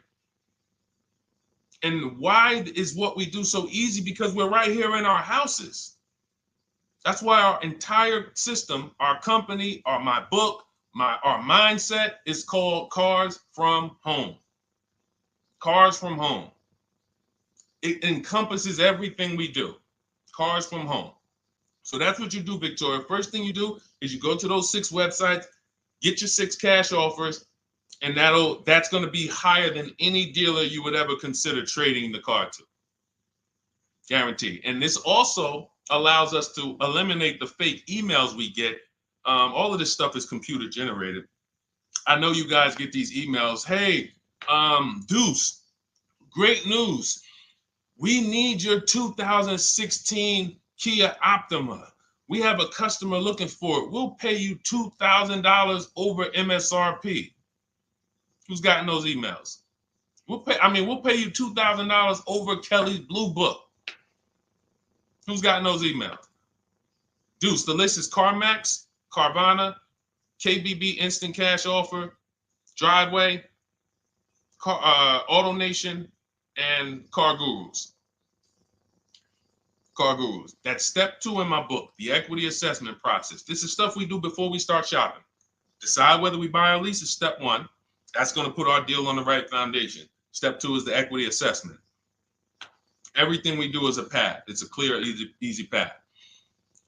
Okay, so yeah, I forgot the question that I just asked, but let's go. I could already tell. See, I could tell when I'm winding down because y'all could tell stuff will start blurring to me. That's why I'm like, see, and if that happens to me, I know it happens to you. Like that's why I'm like, listen, grab your copy of Cars from Home. It's a digital book. You'll have it in your inbox in minutes. It's continued updates. I probably updated that book 5 times since we originally launched it. Added calculators to it. Those weren't in it originally. I've added the calculators. I'm committed to making stuff better without being like Like, imagine this. Oh, well, you bought volume 1 of Cars from Home, but I just put a new tool in, guys. Now you're going to get volume 2. And now every time a website changes, you got to get volume 2 and volume 3. And 5 years from now, you're getting volume 9 each time. It's like, no, literally one-time cost. And I can't tell you if that'll be around forever. I can't tell you that. I can't tell you 3 years from now I'm going to be giving free updates of the book. I don't know, but I know today that's what it is. Everyone who gets their book, you get free updates as I update the book, because there's value in that. There's value. I can send an email out to people every 3 years and ask them, hey, did you enjoy the book? They're going to say, hey, yeah. Well, here's the thing. My new version is this. There's value in that. It could just be $24. They're already a believer. Someone who used the book's already a believer. So they'd be like, yo, the new version, oh, I'm about to shop again. $24. I'll pay it again. It's the best money I ever spent. But for now, I'm not doing that. Those of you who have the book, you will get free updates, and we'll keep you on the list to make sure you always get free updates of the book. So your link for 75% off is in the YouTube comments. It's only good for 30 minutes. It's in the Facebook comments, and it's in my Instagram and TikTok bios. Click those links in my bio. Click the button that says 75% off my new book. Get there before the $97, before it goes back up to $97. And make sure you save the support email, guys. Screenshot the support email. It's scrolling across the bottom of the screen. If that book is not in your inbox in 5 minutes, I want you to email my support team. Make sure you check your spam. And I also want you to, as soon as you purchase, you'll see, I say, hey, access your book below. So there's a link where you can click, open it up, get your book immediately if you want to download it, but I also email you a copy. But make sure you save the support email just in case. And again, that email is not for questions. Okay, it's not for car shopping questions, nothing like that. That's only to make sure you get your book. Okay, so great. Listen, great job. We've been on here about 1 hour and 20 minutes. Great questions. You guys know I like to go into detail in these questions. I would love to be able to get through 100 questions in 1.5 hours, but that's just not the way it works. We're not talking about buying, $100 items here. If we were talking about house buying, we'd have to go into detail. These are major items. This is the most expensive item y'all are going to buy behind your house. Think about that. And think about how many people are there to protect you when you buy a house. Think about how many people have licenses. See how that question got asked earlier? Can they sue if it was a house and they did you wrong? Sure. You can go before the real estate commission. People can lose their license. People can lose their ability to practice real estate. If they did something unethical, you can bring them before a court and a judge, and you can have recourse. You can get, justice. Cars, you got nobody. No one's licensed. The person who's helping you buy your car that you're sitting there negotiating with, which I want you to stop, they might have just got that job. And they didn't get that job because they're a finance expert and they're someone who understands how to help you, because they're not going to ever make you compete against. They're never going to put you in a position where you can make them compete. They'll say, hey, let's negotiate. But here's the thing. That person just got a job because, you know how many people walked in a dealership with a good smile and a good personality? 2 weeks later, they're selling cars. These are the people that are helping you. They're not licensed. They didn't go through school. They didn't go through ethics training. They didn't go through any of this stuff that realtors and brokers have to go through to help you buy houses. So when you get your car, it is on you. That's why you want me working with you. You want my blueprint. You're not by yourself. You're watching my videos. Once you get my book, you can stop watching my social media videos. I don't want you watching my social media videos if you have my book. It's just going to confuse you, because what my social media videos do is warn you what not to do. That's what my social media videos do. Don't do this. The worst thing you could do is this. The worst thing you could do is this. Don't do this. My book is teaching you what to do. It's telling you what to do. It's not an education book. It's a do this first. Step 1, do this, do this, do this. Step 7, hey, congratulations, we're taking delivery. We're not focused on that. So once you get my book, you don't have to watch my social media videos ever again. And I want to say that because a lot of people will get the book and still be watching them and trying to piece it together. You got my blueprint. You don't need those videos anymore. Okay? So always a pleasure, y'all. God bless you. To those of you who have your book, make sure you email me when you pick up your cars, send me all the details. Deshone, check this out. This is what I got. This is what I paid, so that we can bring you guys into the stream and continue to tell everybody about you. So about the results. All right. God bless y'all. I will see y'all on the next stream. Always a pleasure.